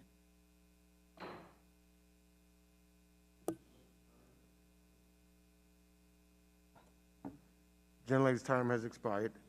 I now recognize Representative Tim Burchett of Tennessee for 3 minutes. Thank you, Mr. Chairman. Is it still the Biden administration's stance that the BDS movement against Israel is both anti-Semitic and heinous? The Biden administration, the President opposes the BDS movement. That has not changed and won't change. Okay.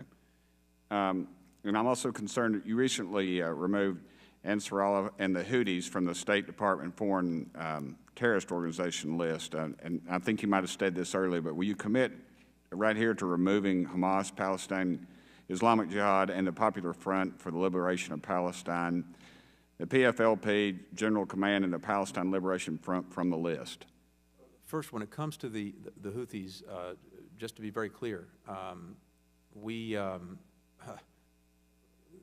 see them as a bad actor that has tried to overrun Yemen, interrupted a peace effort and led by the United Nations, committed acts of aggression against Saudi Arabia, as well as atrocities of one kind or another in Yemen itself, and of course have helped create an environment where we have the worst humanitarian crisis in the world right now. And that's precisely why we took the action we did in terms of lifting the designation on the entity itself. We continue to have designations against individual Houthi leaders, including some that we've imposed recently, but we wanted to make sure that nothing that the United States was doing made the provision of humanitarian assistance to Yemen even more difficult than it already is, and it was our judgment that the designation of the group was having that effect. Okay. But we stand strongly for the proposition that we have to deal with the Houthis and also try to advance an effort to end the war in Yemen. Let me move on, if you will. I recently sent you a letter regarding the Special Envoy Robert Malley's phone call with the Chinese Foreign Minister Mai Jiao regarding the JCPOA because I'm concerned with the department's lack of transparency. Can you tell the committee what did Special Envoy Malley discuss with China in regards to Iran? The department, the Special Envoy, myself, we've been engaged with all of the parties to the JCPOA, to include China, to include Russia, and of course to include our European partners as well as the European Union, to get their assessments of the prospects of Iran returning to compliance with its obligations and urging them to use what influence they have with Iran to return to its obligations. Let me move on then. Have there been any additional conversations between Mr. Malley and other foreign diplomats that would not have been disclosed to the public? Our diplomats are engaged every single day in conversations with their counterparts around the world. And but Mr. Malley specifically, Mr. Malley, like any other diplomat, is responsible for talking on an specifically. My time's up, but you're not answering my question, so thank you. Gentleman's time has expired. I get it. I now recognize Representative Ted Lieu of California for 3 minutes. Thank you, Chairman Meeks, and thank you, Secretary of State Blinken, for your distinguished public service.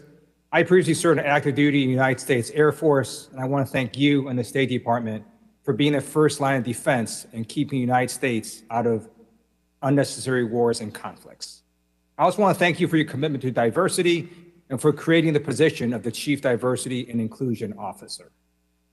I want to ask you today about assignment restrictions, which I believe, if done incorrectly, run counter to your goals of diversity and also affect U.S. national security.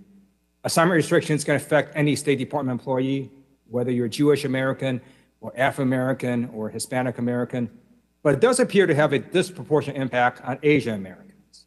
I met with the Asian American Foreign Affairs Association at the State Department, and they did a survey that, while not scientific, the results are alarming. 70% of the respondents believe that the assignment restriction process was biased.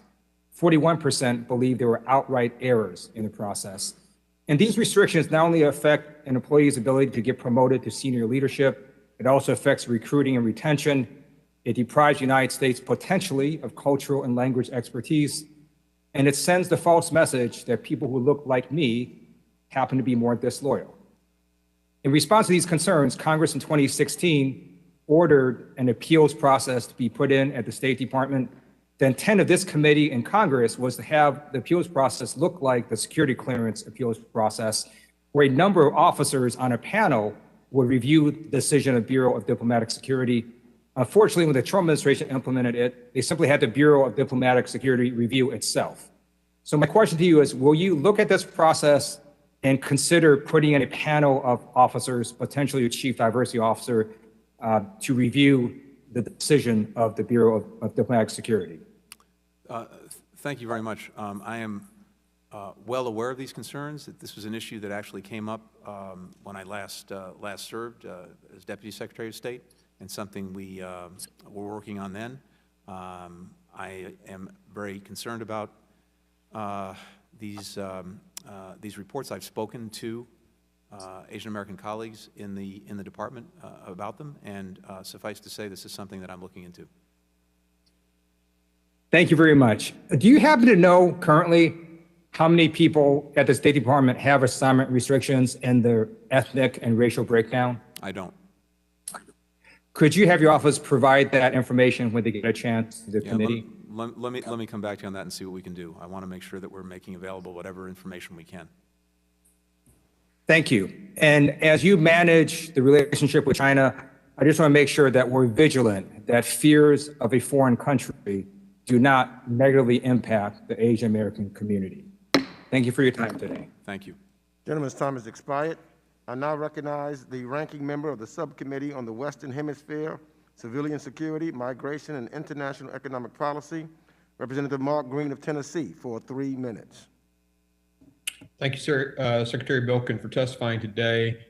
China's authoritarian government is increasingly flexing its muscle across the globe, undermining democracy and human rights. Russia's cracking down on regime opponents and occupying sovereign states or sovereign territory. Iran and North Korea's tyrannical regimes have destabilizing effect that's rippling across the entire globe.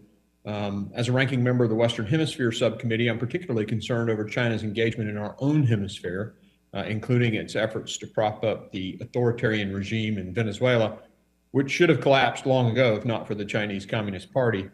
I also see an incredible opportunity for a win-win-win in Latin America. First, China's commodity boom drove up the value of Latin American currencies and made manufacturing in Latin America very difficult. It was actually cheaper for them to buy from China instead of from themselves.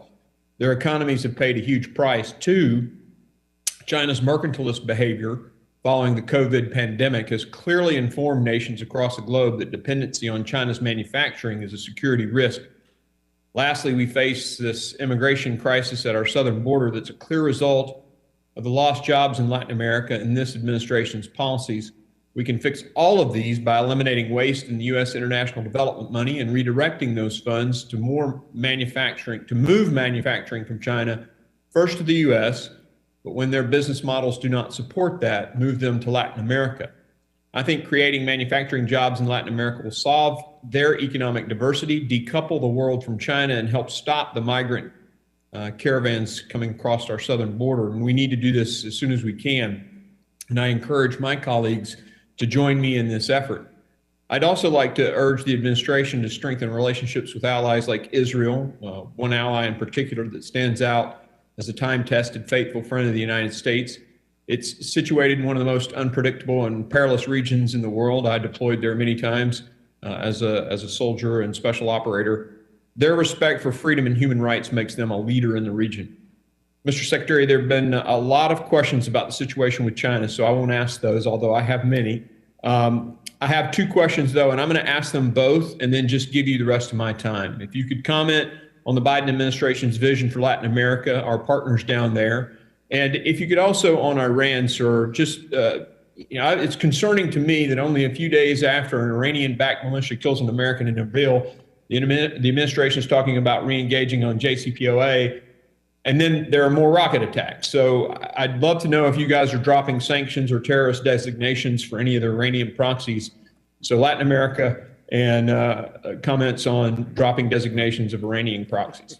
Thank you. I appreciate both questions. I'll try to be quick. I think the idea that you just mentioned on Latin America is a really interesting one and something we should look at. I just happened to, if I could, do I have 30 seconds to respond? 30 seconds. Thank you. Do honor the question. One of the interesting tools that we have, again, thanks to Congress, as you know, is something called the Development Finance Corporation.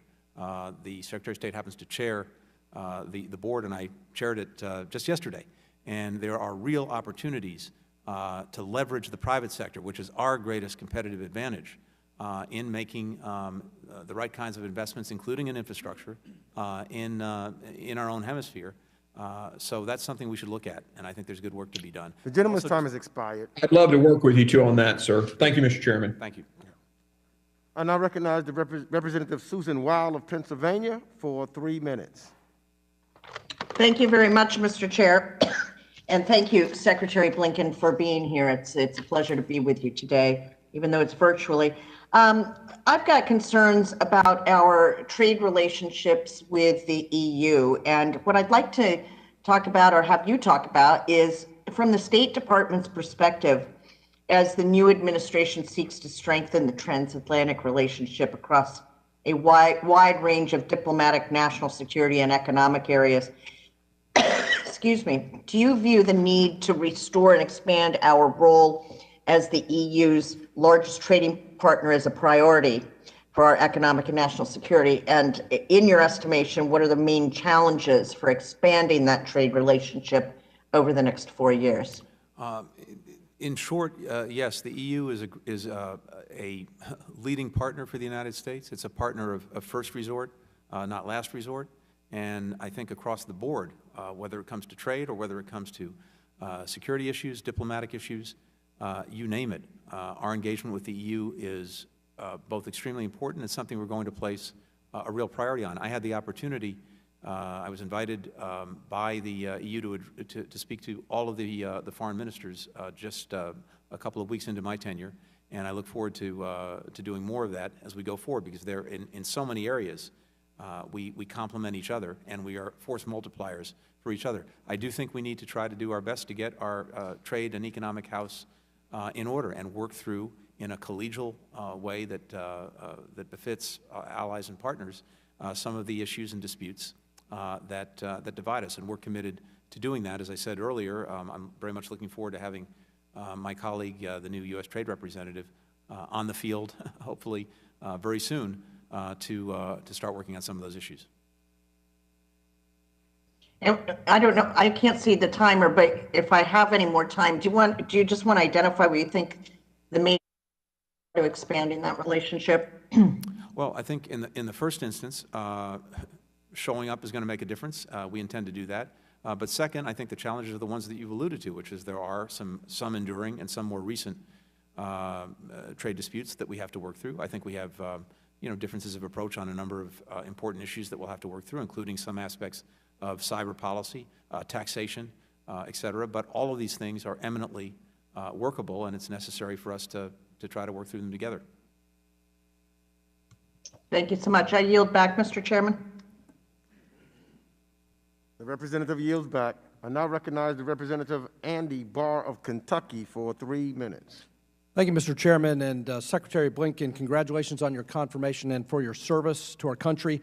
You identified as the administration's top priorities strengthening global health security and also identified managing our relationship with China as your top priorities. I applaud the administration for identifying those priorities, but it's precisely why I'm so dismayed by the President's decision on January 21st to rejoin the World Health Organization, an international organization that was a co-conspirator in covering up the COVID-19 outbreak in Wuhan, parroting the CCP's propaganda and disinformation, leading to millions of deaths worldwide.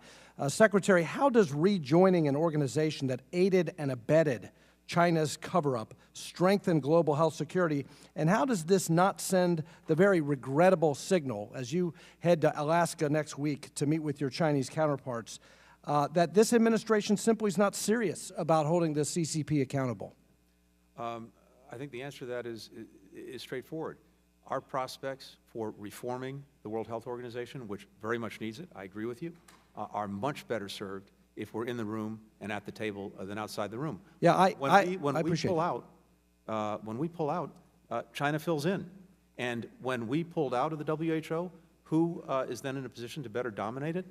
China. Well, we were in the World Health Organization before the outbreak of the pandemic, and I understand the administration's position on this and the UN Human Rights Council on engagement. I get it.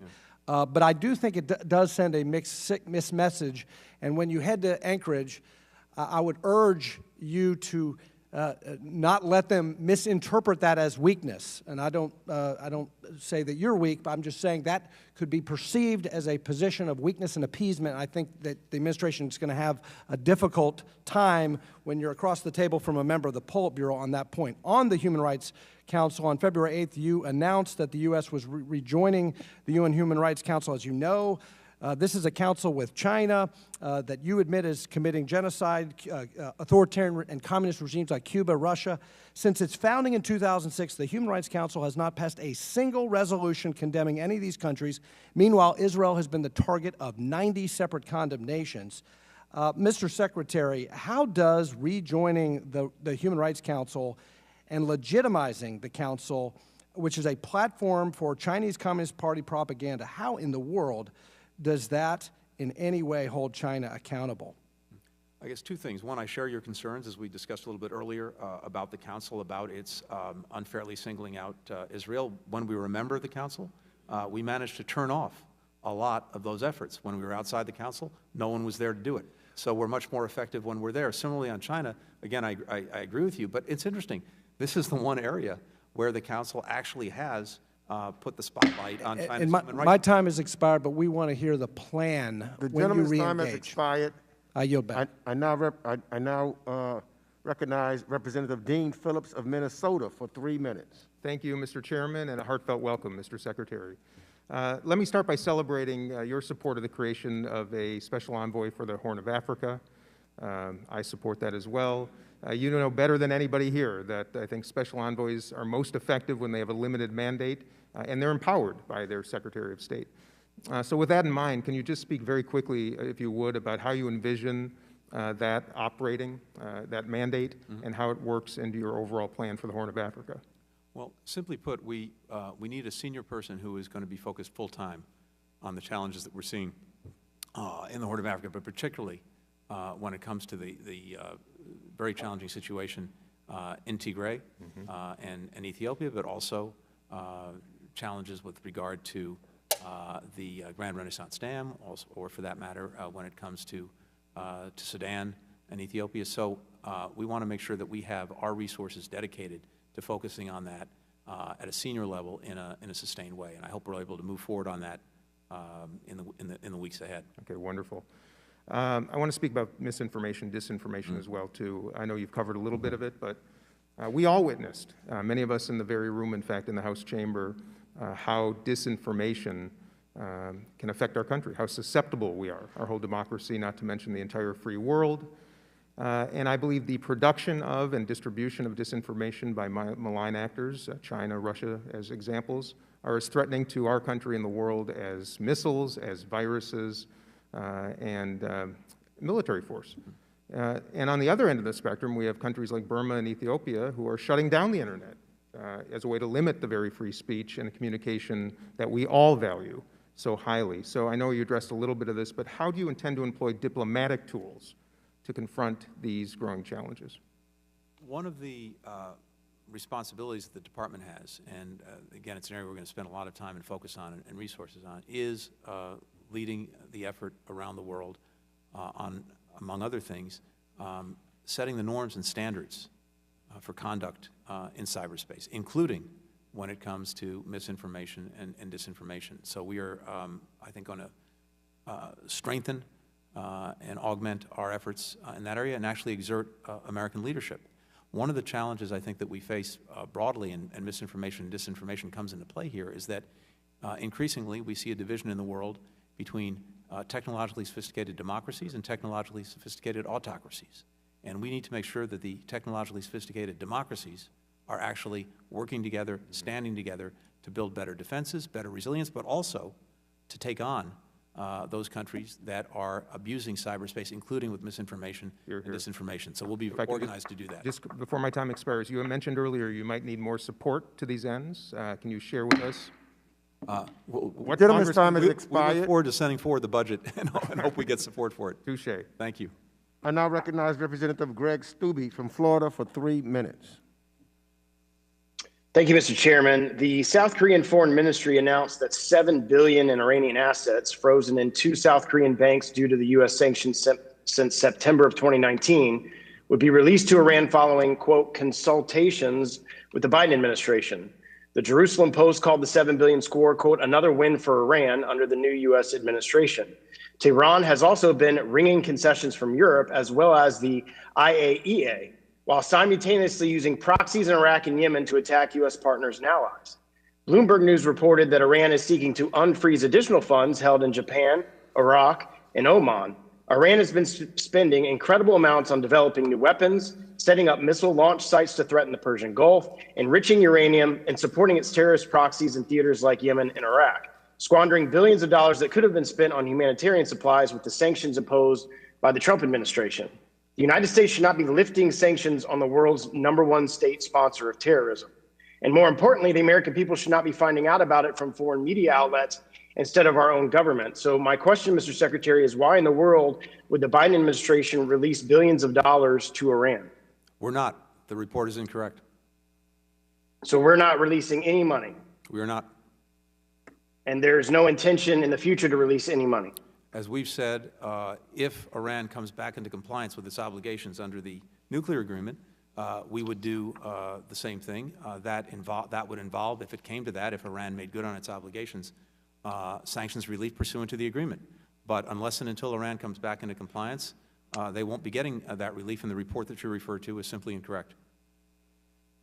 Well, that's good to hear, and I hope that you stand firm on not allowing anything as long as they are acting as the world's #1 state sponsor of terror. Regarding China, in just a little over a month, I'm concerned that the Biden administration has begun to systematically undo President Trump's policies confronting the Chinese Communist Party. I would appreciate it if you could explain to me the reasoning behind some of the actions the administration has taken in terms of China, because I'm finding it baffling to understand how it makes any sense. In just 1 month, the administration has done the following: repeal President Trump's executive order preventing China as well as Putin's Russia from accessing the U.S. power grid, rejoin the WHO without getting a single reform out of the organization, refuse to commit to Huawei on the entities list, stop the implementation of President Trump's sanction of Chinese military companies operating in the U.S. I'd appreciate your insight into the reasoning behind these weak policies towards the CCP. When it comes to China, again, we had an opportunity a minute ago to talk about the WHO. I think getting out of the WHO actually opened the door to China to potentially dominate the organization. Clearly not in our interest, and certainly not a way to advance reform. So we need to be tough and smart about China at the same time. These are not mutually exclusive propositions. Mr. Chairman, my time has expired. The gentleman is correct. His time has expired. I now recognize Representative Colin Allred from Texas for 3 minutes.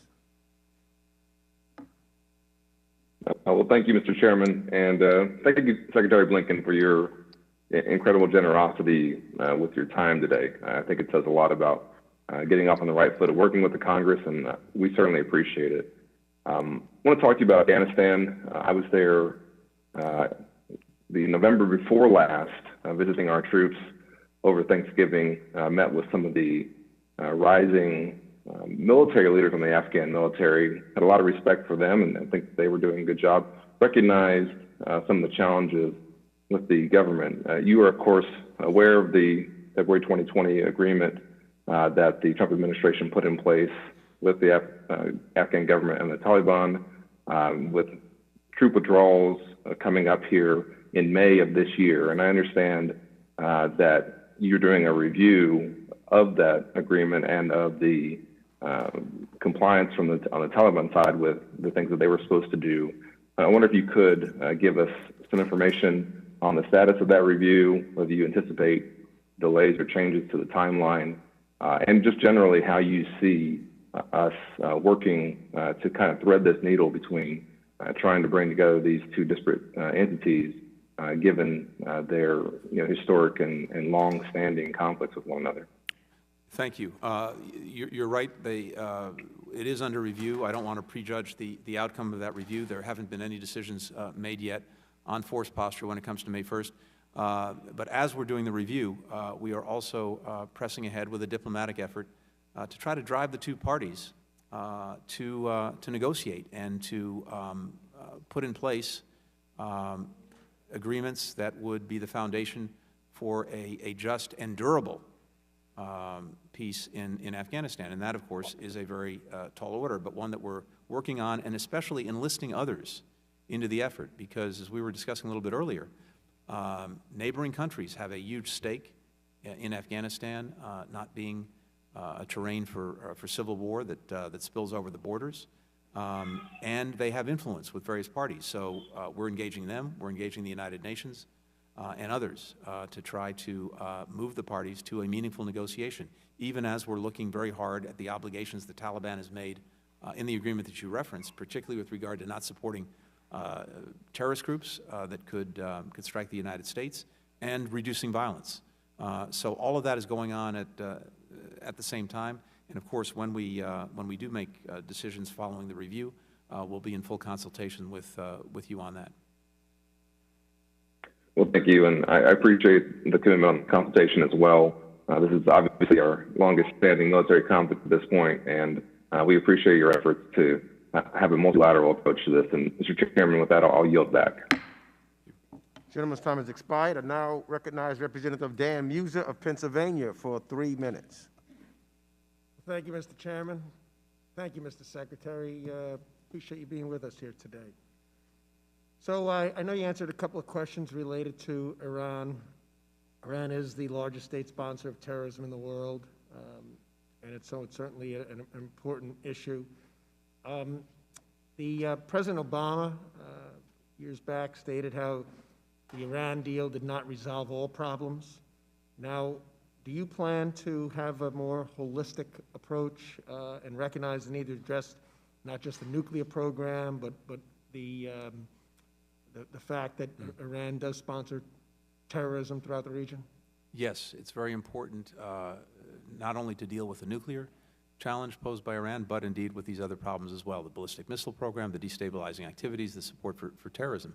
The nuclear piece is vitally important, though, because, of course, that's what potentially poses the greatest threat to the United States. And an Iran with a nuclear weapon, or one that has the threshold capacity to build one in very short order, could be acting with even greater impunity in all these other areas. But to your point, yes, it's important to address all of the actions that we find deeply objectionable.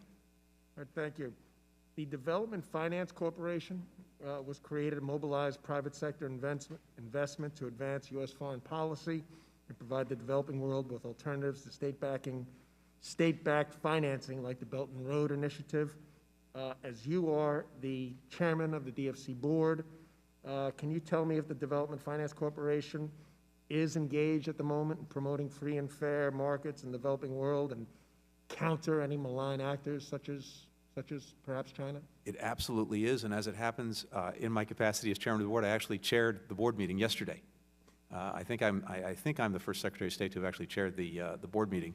I am extremely enthusiastic about the Development Finance Corporation, the tool that it gives us to do exactly what you talked about, And it's done incredibly impressive work already, and this is something that's going to be an area of sustained focus for me. That's great. Can we get updates along the way? With pleasure. All right, terrific. Quickly, on Ethiopia, the conflict in the Tigray, it's a real humanitarian crisis. What leverage does the U.S. have to try to bring some calm and peace to Ethiopia? It is a matter, as we've already discussed, of deep concern to us. The very credible reports of human rights abuses and atrocities in Tigray are deeply troubling, deeply disturbing, and ongoing, as best we can tell. So I've been personally engaged with Prime Minister Abiy of Ethiopia, as well as with other regional leaders. We have very active efforts by our diplomats to try to move this forward to a better place. And that means getting humanitarian aid workers in with full access. It means getting accountability and investigations for what went on. It means getting the Eritrean forces out, the Amharic region forces out, and it means a reconciliation process that brings the country together. We're working on all of that. The gentleman's time has expired. Thank you, Mr. Chairman. I yield. I now recognize the Vice Chair of the Subcommittee on Africa, Global Health, and Global Human Rights, Representative Ilhan Omar of Minnesota, for 3 minutes. Thank you, Chairman, and I apologize, Mr. Secretary, if I'd missed if this question was asked of you. I know we've been talking about Iran quite a lot. It seems like there's a kind of a stalemate with Iran negotiations, as both sides have been waiting for the other side to make the first move. It is a plain fact that we're the ones who left the deal. Why shouldn't we be the one that make the first move to rejoin? Thank you. A couple of things on that. First, as you noted, we've been very clear that the path to diplomacy is open, and we're fully prepared to engage on it.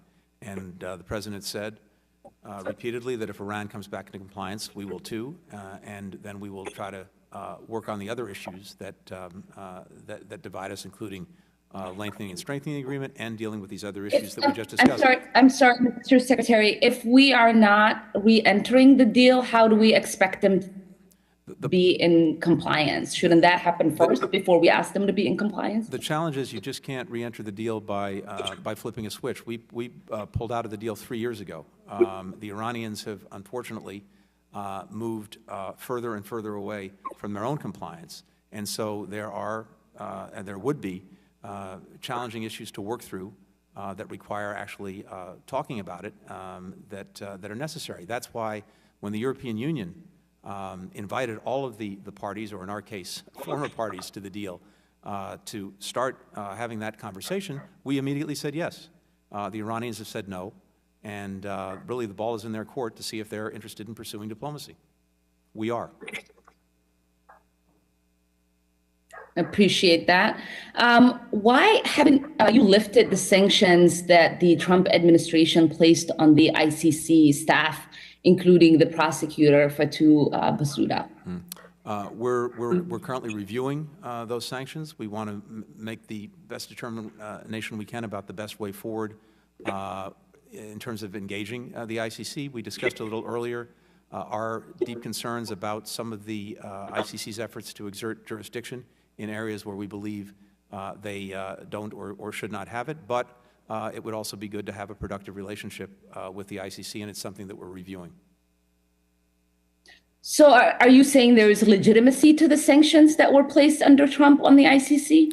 No, all I'm saying is that it's something that's under review, and at the same time, we have real concerns about some of the assertions of jurisdiction with which we disagree, but we share certainly a common view that there needs to be accountability. I do appreciate that, Secretary. I would like to get a clear answer on why the sanctions aren't removed. I mean, having concerns don't actually respond to why the sanctions aren't removed at the moment. The gentlelady's time has expired. No, just to finish up, I'd be pleased to talk to you once we complete our review and work through what we've agreed to. The gentlelady's Look forward to time has that. expired. Thank you, Chairman. I now recognize Representative Claudia Tenney of New York for 3 minutes. Thank you, Mr. Chairman. Thank you, Ranking Member McCall, Secretary Blinken. We are so honored to have you here, and congratulations on this position. We look forward to working with you, and thank you for being so generous with your time to try to talk to all of us. Restoring America's leadership in the world by putting the interests of the American people first is my top priority in Congress and on this committee. Doing what's right for the American people won't always receive praise from the pundits, but again, the pundits shouldn't be the standard by which we measure success.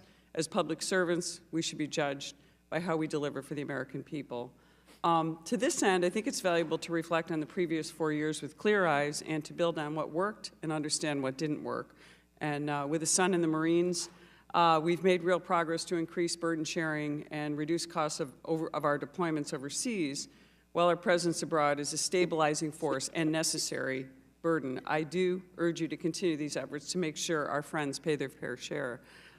When it comes to China, the United States, for the first time, has seriously confronted China with a tough and realistic approach, and I urge you to continue. Confronting China's efforts to undermine the rules-based order is truly a challenge of our time, and I thank you for recognizing that.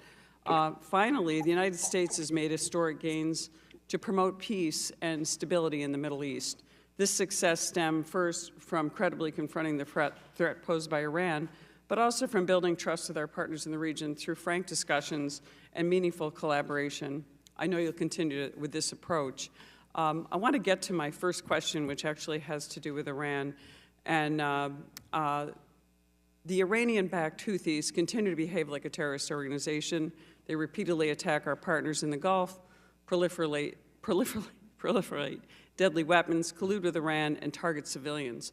Iran has spent hundreds of millions of dollars assisting the Houthis in Yemen. Tehran's provision of aid to the Houthis has expanded and intensified this tragic conflict. Just days ago, the Houthis claimed another attack on a major Saudi oil port on the Persian Gulf with drones and missiles. Can you confirm whether this attack was launched from Yemen or was it launched from elsewhere in the region, such as maybe from Iraq or even Iran? I'm not sure that I can get into that in this setting. I'd be happy to follow up with you. Thank you. I appreciate that. I understand it might be sensitive. And the next, I had 100 questions for you, but one real urgent issue I have with you is I represent Utica, New York, which is home to thousands of refugees, but particularly 4,000 Burmese refugees. And I welcome the administration's targeted sanction measures, but recognize the Burmese people continue to suffer. We simply must do more to continue to stand with the people of Burma in their quest for democracy and freedom, development, peace. Last month, I sent you a letter. I would love to be able to set up a briefing with you or your staff to talk further about this issue if that's possible. I welcome doing that. Thank you so much. The gentlelady's time has expired. I now recognize the Vice Chair of the Subcommittee on Asia, the Pacific, Central Asia, and Non-Proliferation, Representative Annie Levin of Michigan, for 3 minutes. Thank you so much, Mr. Chairman. Thank you, Secretary Blinken. It's great to see you. Appreciate you making it a priority of spending some time with us. Congrats on your confirmation. I'm going to jump right in and see if we can get through a few questions in 3 minutes. I'm terrified by Jovenel Moise's anti-democratic actions in Haiti. The Trump administration legitimized those actions. They did little to support accountability when there was clear evidence of rampant corruption. They sidelined Haitian civil society, and they pushed for elections while doing nothing to ensure they'd be free, fair, and credible. The Moise regime cannot oversee credible elections. What changes should we expect to see to Haiti policy under a President Joseph R. Biden? Something that we're very actively looking at. I share your concern about some of the authoritarian and undemocratic actions that we've seen, particularly this irregular rule by decree and decrees getting into the heart of Haitian democratic institutions. So we're making it very clear that for now, while we have this, decrees need to be limited to essential functions. And to your point, we need to see the Haitians organize with international support genuinely free and fair elections this year. On the books, at least for now, are legislative and presidential elections in the fall in September and November.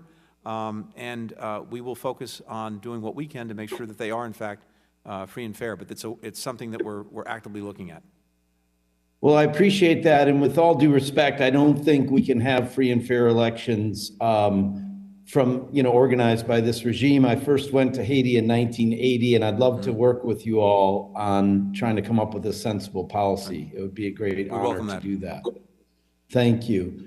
Let me move on quickly to Ukraine. It's such a critical partner. Can you tell us what engagement has taken place at the senior levels of the State Department and the White House to further ongoing reforms in Ukraine and coordinate on shared interests and support the regime there, the democratic government there? Sure. I think in the first instance, I think I spoke to my Ukrainian counterpart, the foreign minister, maybe my first week on the job. It's something that I am personally committed to. Something I spent a lot of time on when I was in the Obama administration as Deputy National Security Advisor and then as Deputy Secretary of State. So we're very focused on supporting Ukraine, supporting its democracy, supporting its fight against corruption, and of course, supporting its efforts to ward off aggression from Russia, particularly in eastern Ukraine and the Donbass, and of course, rejecting the attempted annexation of Crimea. So across the board, I think you'll see us sustain and even deepen support for Ukraine, and we want to make sure that we're doing our part in helping it continue on its democratic trajectory. Thanks. That's music to my ears, and you've got a lot of bipartisan support here for that. The gentleman's time has expired. I now recognize Representative August Pfluger from Texas for 3 minutes. Mr. Chairman, thank you. And Secretary, thank you for being here. Congratulations. Also, thank you for your work with the families of those who have loved ones that are unlawfully detained, including my constituent, Trevor Reed. I just want to ask you, are you committed to bringing Trevor home? And will you discuss Trevor with your counterparts at the highest levels of government in Russia? Yes and yes. Thank you. And in fact, I already have. In my conversation with the Russian foreign minister, I indeed raised that the very first conversation we had. Thank you very much. On the subject of Russia, do you believe that Russia is a threat to the United States, to our allies, not only in Eastern Europe, but all throughout Europe, and to our U.S. interest? Yes. Okay. On that, Mr. Secretary, I believe that energy security is national security. I have some serious concerns about rejoining the Paris Climate Accords because we have 3 minutes. I'm going to move on. Being dependent upon an adversary for your energy needs is extremely dangerous. It reduces your national security.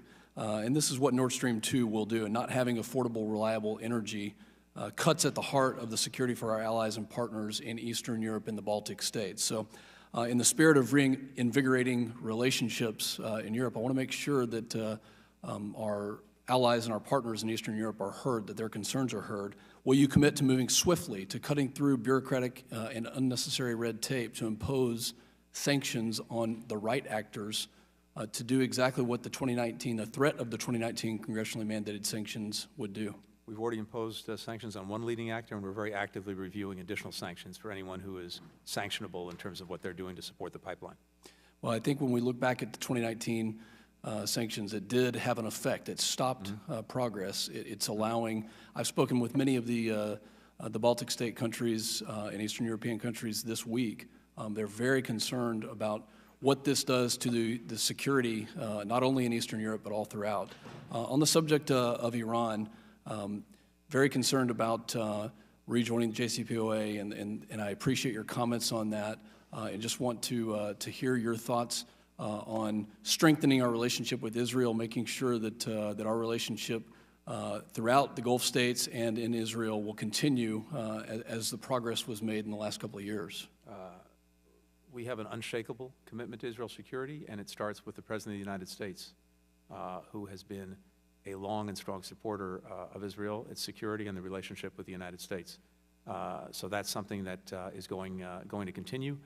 And when it comes to something like, for example, the Iran nuclear agreement, we are committed to working, consulting, and talking to our closest partners and allies, including Israel, including the Gulf states, regarding anything that we might do going forward on that agreement. We need to be engaged with them, since it affects them too on the takeoff, not on the landing, and we're committed to doing that. Gentleman's time has expired. I now recognize the Vice Chair of the Subcommittee on Europe, Energy, the Environment, and Cyber, Representative Abigail Spanberger of Virginia, for 3 minutes. Thank you very much, Mr. Chairman, and thank you, Mr. Secretary, for joining us today. I look forward to working with you closely. I'd like to focus my questions on our most critical national security and diplomatic asset, the public servants who serve our country at home and abroad. Looking out for their safety is absolutely critical. I will be following up with a number of questions for the record, but I'd like to run through just a couple in the time that we have. I'd like to ask you about the mysterious and harmful attacks on U.S. personnel. Sometimes they're often referred to as Havana syndrome, though attacks have not been limited to occurring only in Cuba. The lack of a coordinated approach has been an impediment to affected personnel, their ability to receive medical care, and the management of pieces of this issue. Will the Biden administration and the department under your leadership set up a whole-of-government approach to ensure that we're addressing these attacks? Yes, I'm deeply committed to that. Thank you, Mr. Secretary. And if you can share in an unclassified setting, has the U.S. government identified the perpetrator or the entities behind these attacks? There's not much I can say in this setting, but I think the short answer to your question is no. Thank you. The department has announced that a senior person would be appointed to manage this issue. I appreciate this step towards a long overdue effort to address it. Has this person yet been identified or appointed? We're working on that in the State Department itself to make sure that we have a senior person dedicated to this and one who can speak directly to the senior leadership.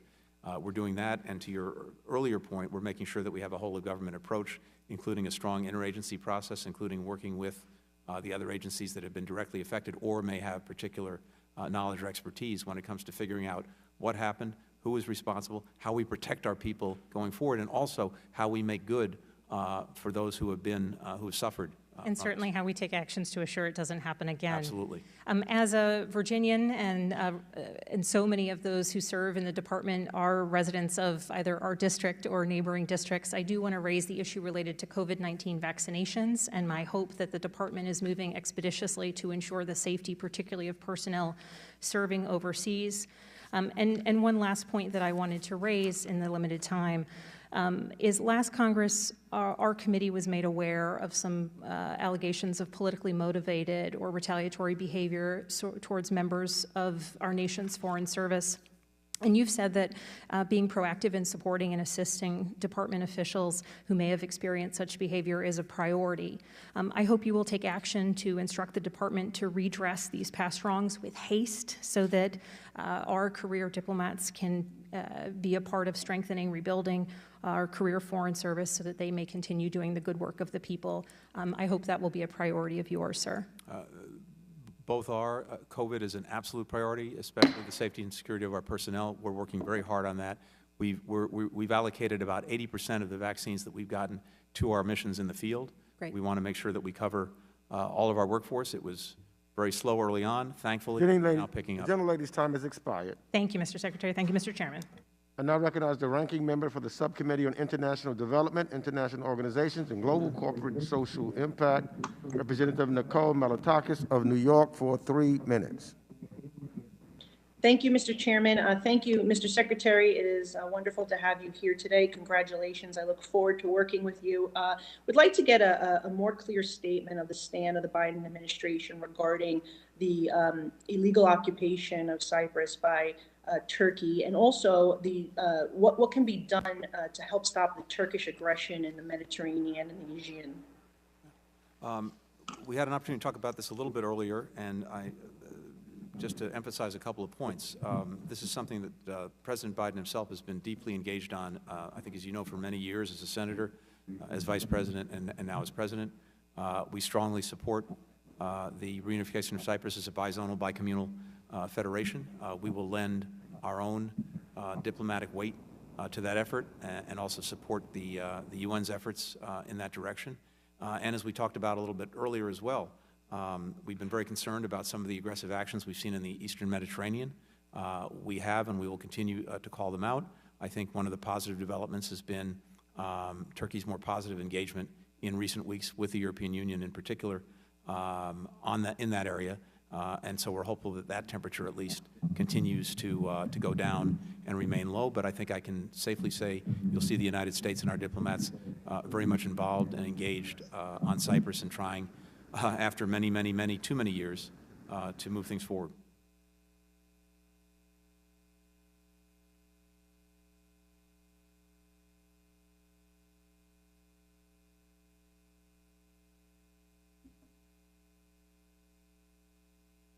Does the gentlelady yield?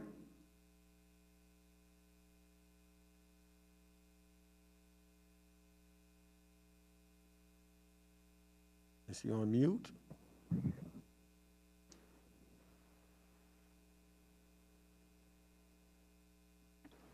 Mr. Chairman, are you able to hear me?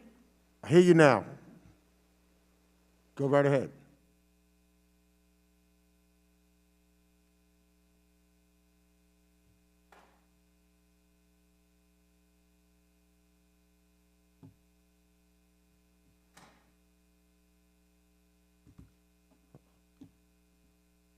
Ms. Melitakis? If Ms. Melitakis comes back, she has 1 minute and 10 seconds left. So we'll come back to her if she if we're able to get her her voice back. So as of right now, I will yield to the representative from New Jersey, Mr. Andy Kim, for 3 minutes. Secretary Blinken, thank you so much for coming here today. Just wanted to jump right in. Earlier today, I was on the Armed Services Committee. We was talking to General Abrams, our commander in Korea, and I asked him a question about whether or not it's time to formally declare an end to the Korean War, and whether or not there was any military considerations on that angle. He said there was no immediate military concerns on his angle. So I just wanted to ask you that directly. After 70 years, is it time to formally end the Korean War? Well, first and foremost, we have to make sure that we are doing everything we can to advance the security of our allies and partners, starting with South Korea as well as Japan, working toward denuclearization of the Korean Peninsula, and of course making sure that our own security equities are taken into account. So when it comes to anything of that nature, that significant, that dramatic, of course the first thing we would need to do is to make an assessment of our own judgment about whether that could advance all of the things I just talked about, but of course to be engaged in very close consultations with our partners, starting with the Republic of Korea. When it comes to North Korea, the policy itself and our approach is something we're also reviewing to make sure we have the best possible tools to advance denuclearization, and in particular to look at the different pressure points we may have, as well as some of the diplomatic opportunities, so that we can hopefully make progress on something that has been a very challenging issue and vexing issue for many administrations. Well, look, I agree with you on that front, and I'm glad that you'll be moving forward with that kind of review. And I just ask that we, as we do that, that we see things for where they are right now, and that we don't always have this shadow hanging over us for decades to come that often skew some of the ways that we see things. Last question here, just you're going to go meet with the Chinese. I heard some of the comments you made earlier today to some of my colleagues about that. We're probably going to see tomorrow a devastating blow to the autonomy and democracy in Hong Kong. And I'll be honest with you, Secretary Blinken, I struggle to think about how Hong Kong's going to recover from this one. You know, this really feels like this is sort of the end of the pursuit for that type of one country, two systems. How are you thinking through it? How can we recover, and what can we do beyond just having words and coordinated statements? I hope that is something that we can do with nations around the world, but what else can we do?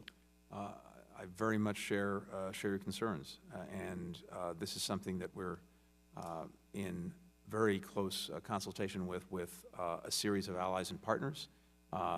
First and foremost, to speak with one clear voice across countries, and you've seen things that have emerged from the G7 and also the HRC. But beyond that, there's specific actions that we've taken, including visa denials, sanctions. I think one big question is going to be, what is the business environment in Hong Kong going forward, and how do our own companies operate? Gentleman's time has expired.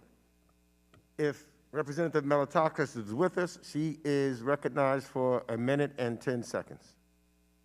Thank you, Mr. Chairman. Can you hear me now? We hear you. Okay, fantastic. I'm sorry about that, Mr. Secretary. I was going to say two things. I'll combine it into one question because I'm short on time. First of all, with regards to policy towards Cuba, as somebody who has family there and understands the suffering of the Cuban people, I hope that we will work to try to make sure we receive some concessions, some type of negotiation is done.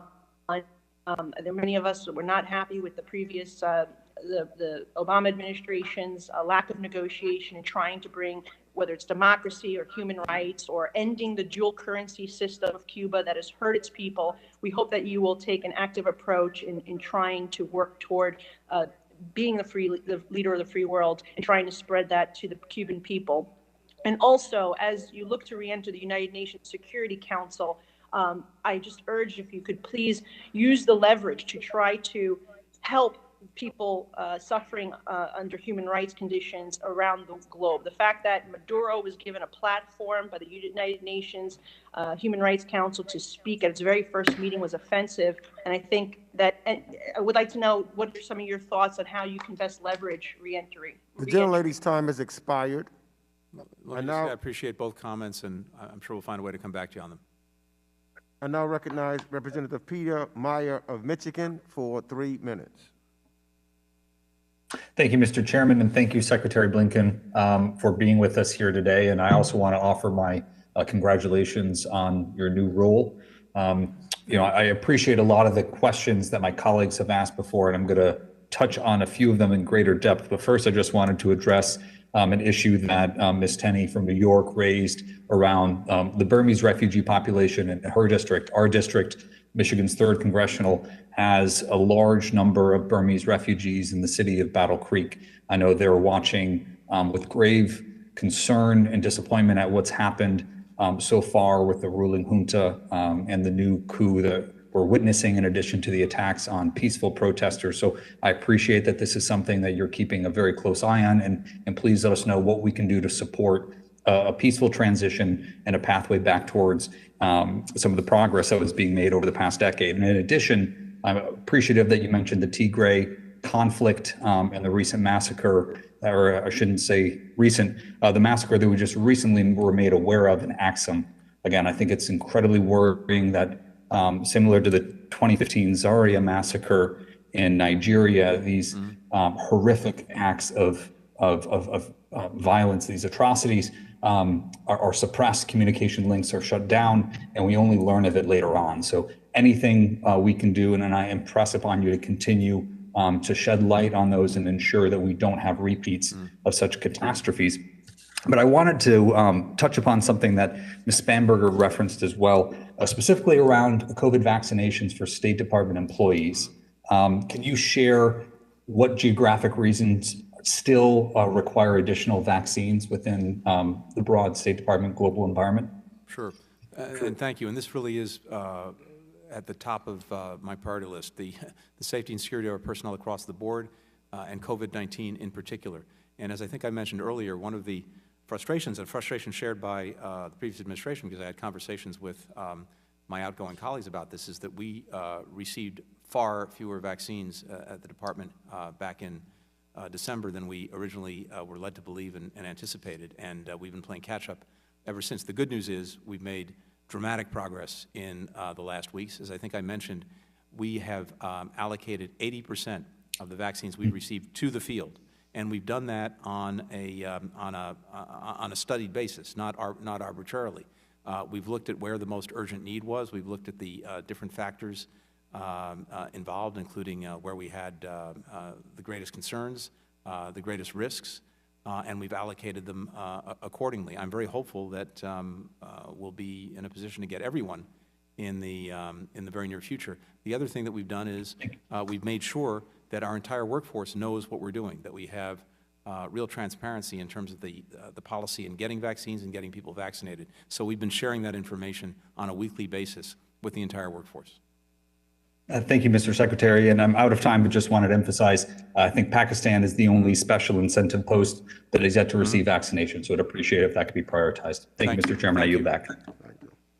I now recognize Representative Chrissy Houlihan from Pennsylvania for 3 minutes.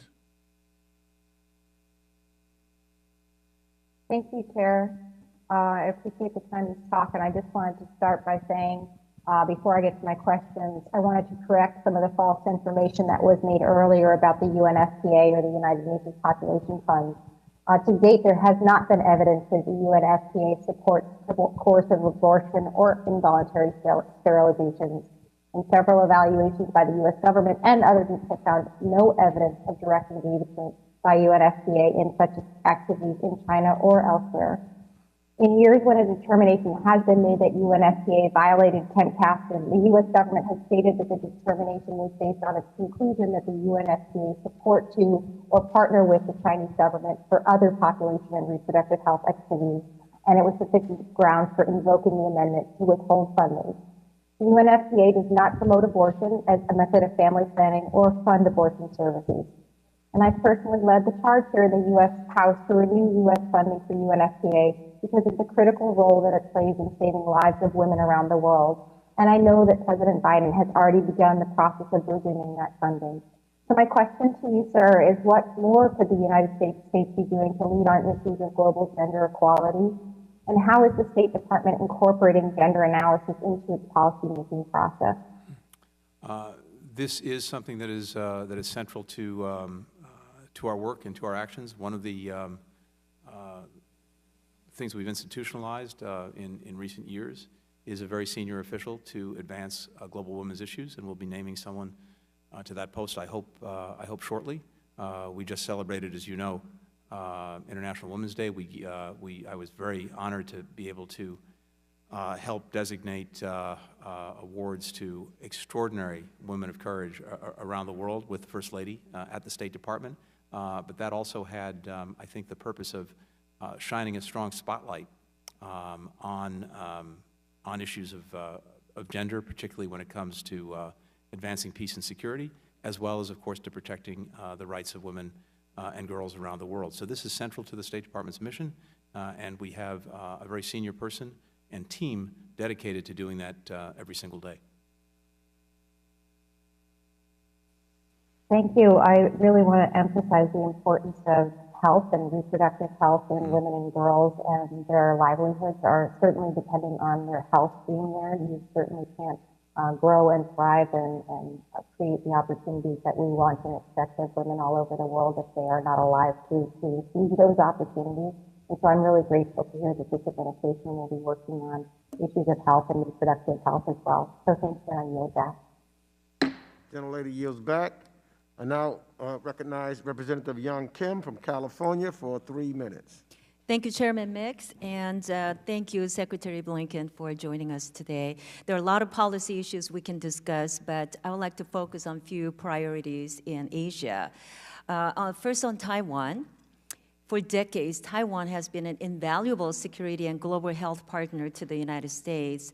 And given the numerous contributions to the international community and strong democratic system, it should be clear to everyone today that Taiwan deserves a seat at the table like the WHO, to share with the rest of the world about its expertise. So I would urge the Biden administration to also push for Taiwan's inclusion in the upcoming Democracy Summit that I know you will be participating in organizing, and begin talks for a free trade agreement negotiation as well. So I hope that I can get your commitment to work on this issue. Absolutely committed to working on it. I share your view that Taiwan is a strong democracy, a very strong technological power, and a country that can contribute to the world, not just its own people. Right. COVID is a very good example of it. Exactly. Thank you. Thank you for sharing that. On North Korea, in 2004, Congress passed the North Korea Human Rights Act and created a position for Special Envoy on North Korea human rights issues. But as you know, that position has been vacant since 2017. And this position is critical for coordinating with South Korea on our dealings with North Korea and recognize the promotion of human rights issues to bring it on the front burner. And it's very essential for our national interests and to strengthen American diplomacy globally and our leadership. So the appointment also, I speak as a Korean American myself and speaking on behalf of the Korean American community, the special envoy is a dire and urgent need given that there are hundreds of Korean Americans that have yet to reunify with their loved ones, long lost relatives in North Korea. So I hope that we will have someone that will be nominated and appointed to fill this position as quickly as possible too. Yeah, it's an issue I feel strongly about and agree with you. Thank you. Also, I'd like to draw your attention on our trilateral partnership with Japan and South Korea. As you know, this relationship between Seoul and Tokyo has been sort of at the lowest points in the recent decades. But we need these two allies who are strong allies and partners of the United States to work together effectively in order to carry out our critical intelligence sharing, like GSOMIA on North Korea. So Tokyo and Seoul cooperation is essential to promoting the secure and peaceful Indo-Pacific issues. So I have your commitment on that too. Couldn't agree more. Something I was very involved in when I was Deputy Secretary. And will With continue. The gentlelady's time has expired. Thank you. I now recognize the Vice Chair of the Subcommittee on International Development, International Organizations, and Global Corporate Social Impact, Representative Sarah Jacobs of California, for 3 minutes. Thank you, Mr. Chair, and thank you, Mr. Secretary, for staying so long. It's great to see you, and I look forward to working with you.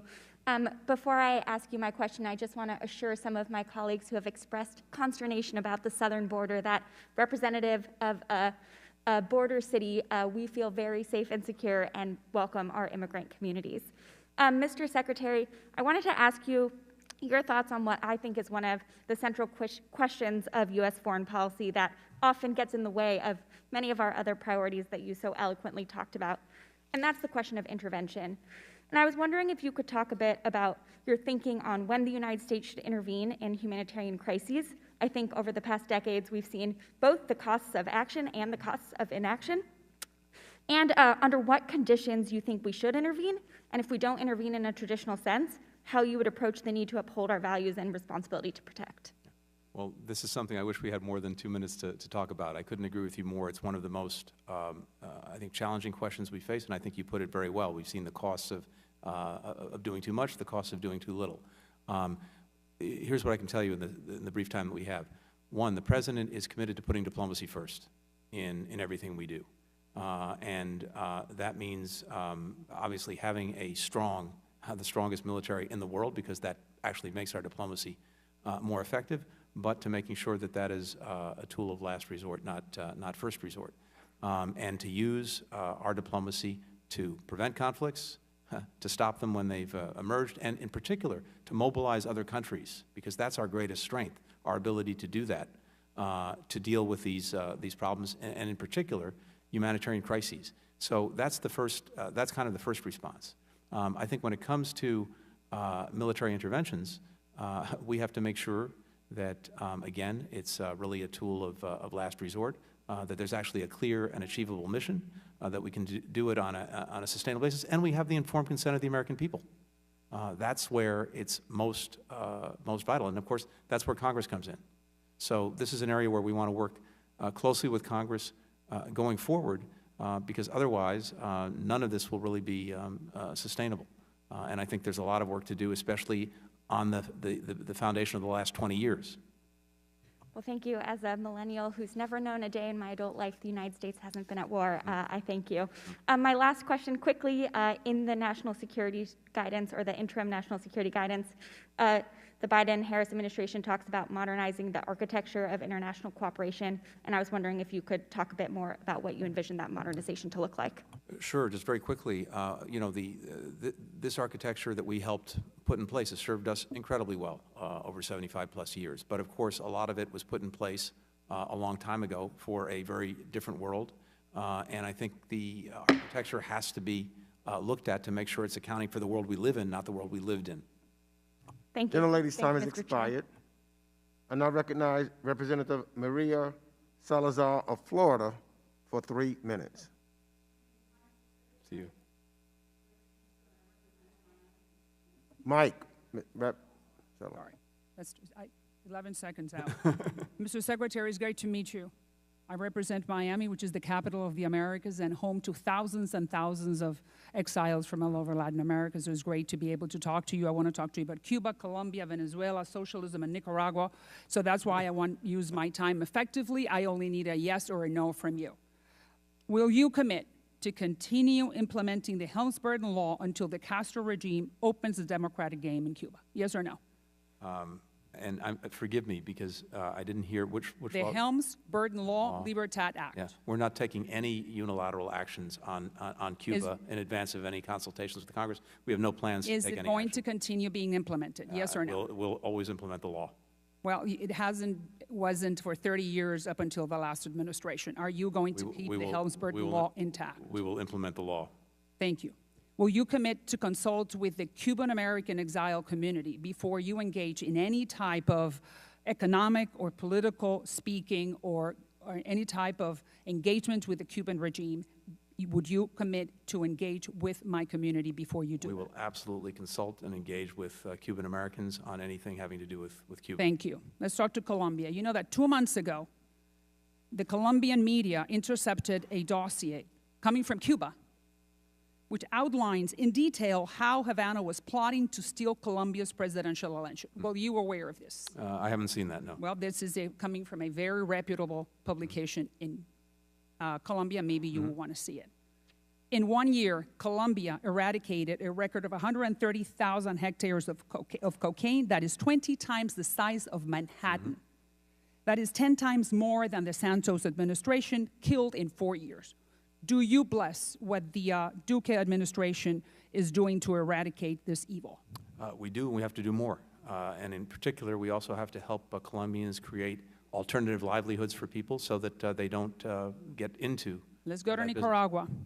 Are you concerned that the Nicaraguan opposition will participate in the upcoming presidential election without real guarantees that those elections are going to be free and fair? We have deep concerns about those elections and their ability to be free and fair. And will you consider the possibility of breaking diplomatic relations with Nicaragua and the Ortega regime if that is the case? Well, we have...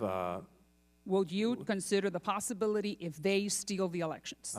We'll always consider any possibility, but our job, our business at the State Department is to continue to find ways to engage countries, even countries with which we have But even if they steal presidential elections, will you... Well, we have lots of countries that we're dealing with around the world that are doing things we find objectionable. Not Nicaragua. You didn't answer my question. Venezuela. Would you consider including Venezuela on the list of countries that sponsor terrorism right now? If it meets the requirements of the law, yes. Well, they engage with Hezbollah. They help Hamas. They are with Iran. Would you consider the gentlelady's time has expired? Law, yes. And I have one more question. No, the gentlelady's time has expired. I have... The gentlelady's time has expired. I now recognize... I would love to talk socialism in the Americas. Thank you, sir. The gentlelady's time has expired.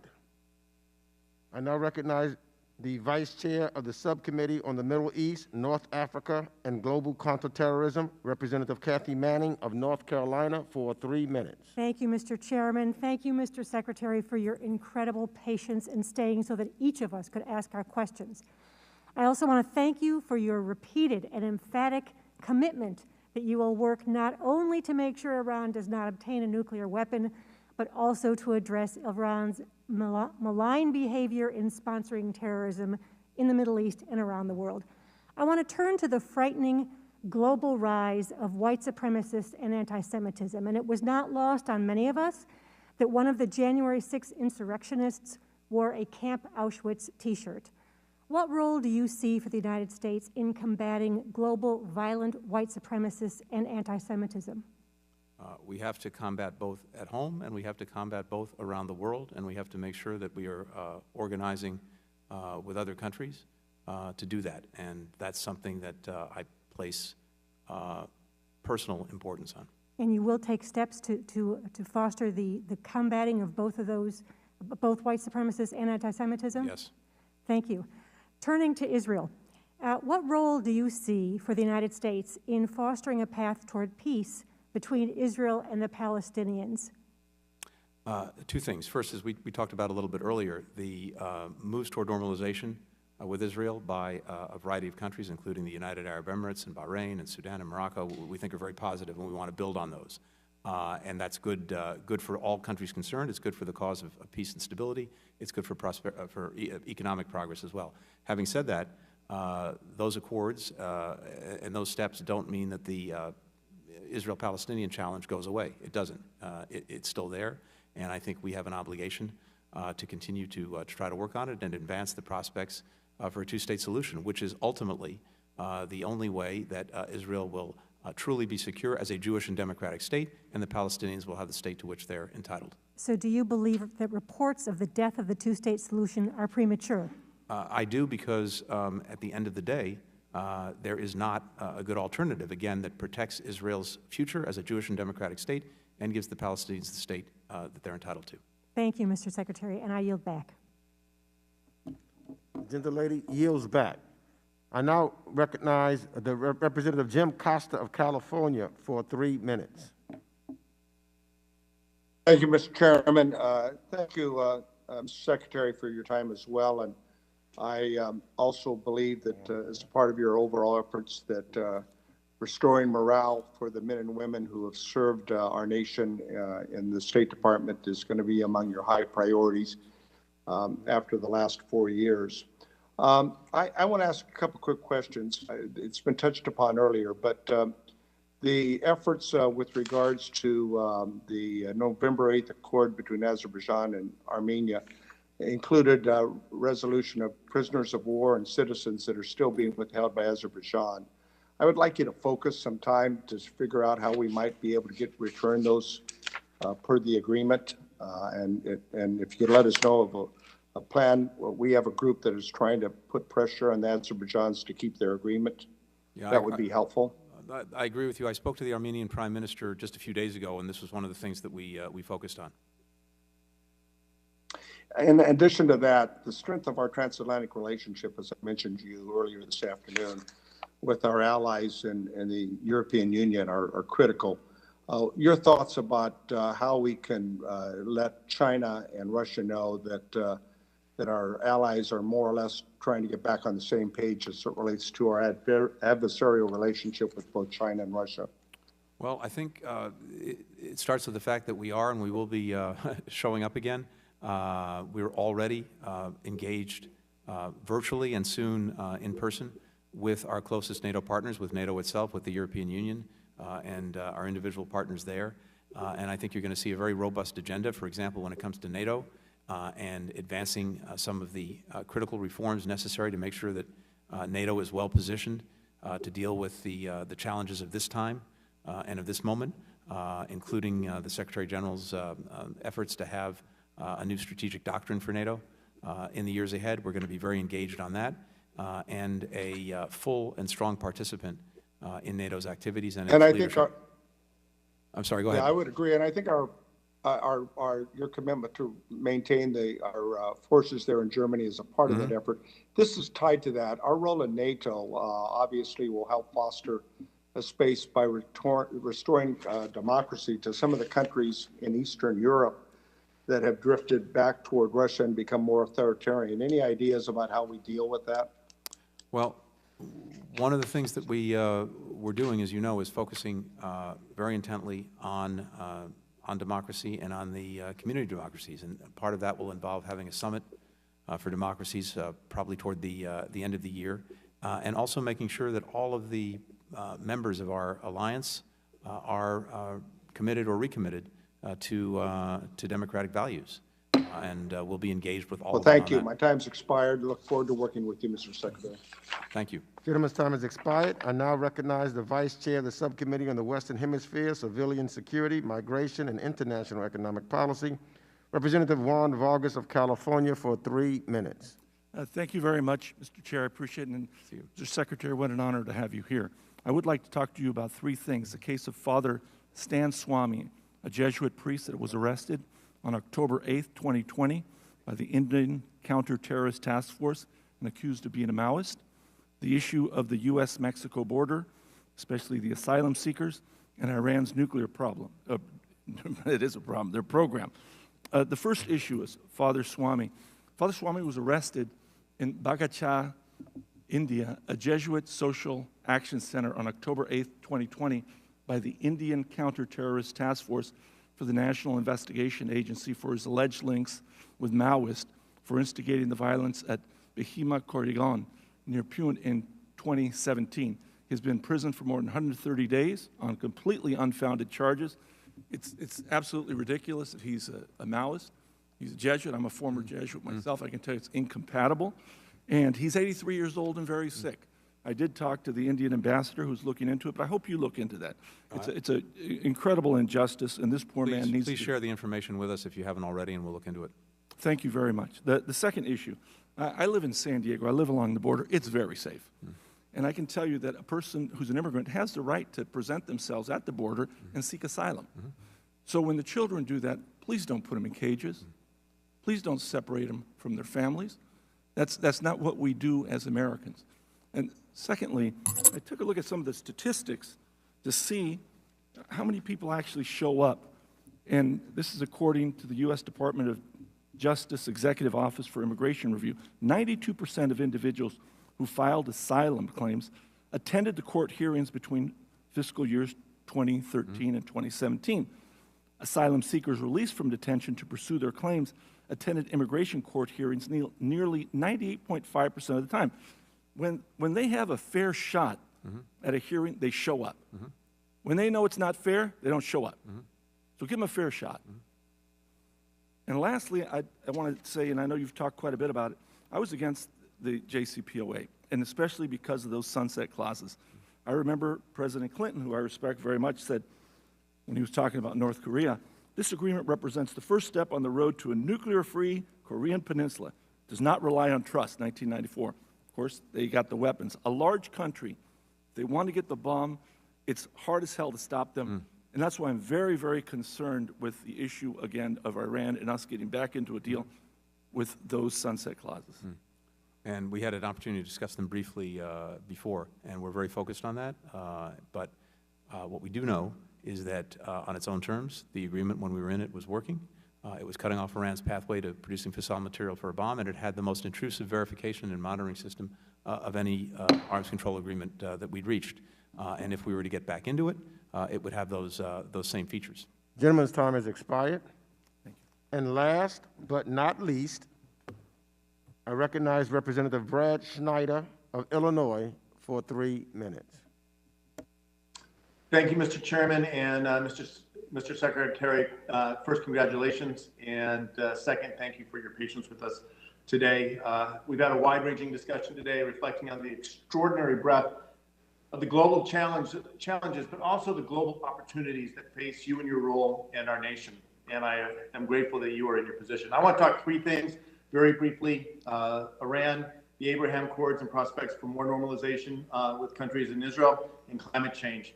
With respect to Iran, I'm grateful for your position. I appreciate your position, your commitment to ensuring that Iran never is able to achieve a nuclear weapon. The United States government is not re-entering the JCPOA without first Iran getting into compliance and tough-minded diplomacy. But following up on what my colleagues have talked about already, can you touch on, with Iran not coming to the table for discussions, what are the steps to make sure Iran can't have a nuclear weapon? Thank you. Right now, of course, the challenge is that Iran has moved out of compliance with a number of key features of the JCPOA, including enriching uranium to 20%, including using more advanced centrifuges, the IR2s, including increasing its stockpile of fissile material, all of which has cut the so-called breakout time down from past a year under the agreement to a matter of months, at least according to public reports. So we have real concerns about that. Iran is seeping out of the nuclear box that the agreement put it into, which is why I think we have an interest in getting Iran back into that box. But as I said, right now, the ball is in their court. Meanwhile, of course, we have sanctions that remain on the books and that are being implemented. And we are at least on the same page with our allies and partners by recommitting to diplomacy in ways that we haven't been in recent years, and that will make us more effective in applying pressure on Iran. Right, and diplomacy is the only way to peacefully get Iran to give up their nuclear weapons. So I appreciate the commitment. But can I have your commitment that in addition to the deficiencies in the JCPOA, the work to ensure Iran never gets a nuclear weapon, we're also going to work to address their ballistic missile program, their support for terrorism, their human rights, and then we'll work together on that. Thank you. One of the best ways to push back on Iran is to continue the progress of the Abraham Accords, the normalization of relations of Arab states with the state of Israel, working to achieve security for Israel and the region is critical. Do you see potential for additional progress made on normalization and agreements within the region? I do. We want to build on the foundation that's been set, and that's something we're going to work on, and we hope that more countries will pursue the path of normalization with Israel. Great. I have just a few seconds. We need more than seconds. We need years and decades to make sure we address climate change, but can I ask for your commitment? I know we have it, to address climate change and work together. Gentleman's time has expired. Mr. Secretary, let me thank you for all of your time today, for your willingness to stay, to let every member of this committee ask you a question.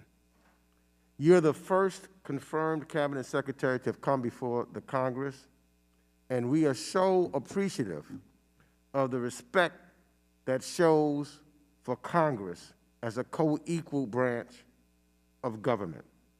And I'm sure that you can see today that there's great interest from all of the members on both sides of the aisle to engage with you directly. Even you were gracious enough, as opposed to leaving, we had to reduce the time for some of the members, but they all got some questions in. So you know I can't let you leave without asking you to come back again at some time in the within the very near future. So I'm sure I could tell from the way that you've answered these questions that you will be able to come back again sometime in the future. Mr. Chairman, it's an honor and pleasure to be with you and to be with this committee and all its members. As they like to say, this is hello, not goodbye. Well, we thank you for your insight. It's invaluable, and your expertise, which is clear. And I'll just say, you've also made it absolutely clear that America is back at the table, and so is American diplomacy, because you are the ultimate diplomat. And as the premier instrument of our foreign policy, diplomacy is how the United States will once again demonstrate leadership on the world stage, champion our values, and forge the coalitions necessary to address our shared global threats. One of this committee's most crucial responsibilities is ensuring that our diplomatic workforce, both civil and foreign service, have what they need to carry out the significant work that you do. To that end, I look forward to working with you and the administration to make sure that the State Department is organized and equipped for today's challenges, and that there is diversity in the ranks across all levels of the department, as you have assured us will happen. To all of my colleagues, if you can still hear me, if you haven't gone to vote yet, I want to thank you for joining this important conversation. And with that, this hearing is now adjourned.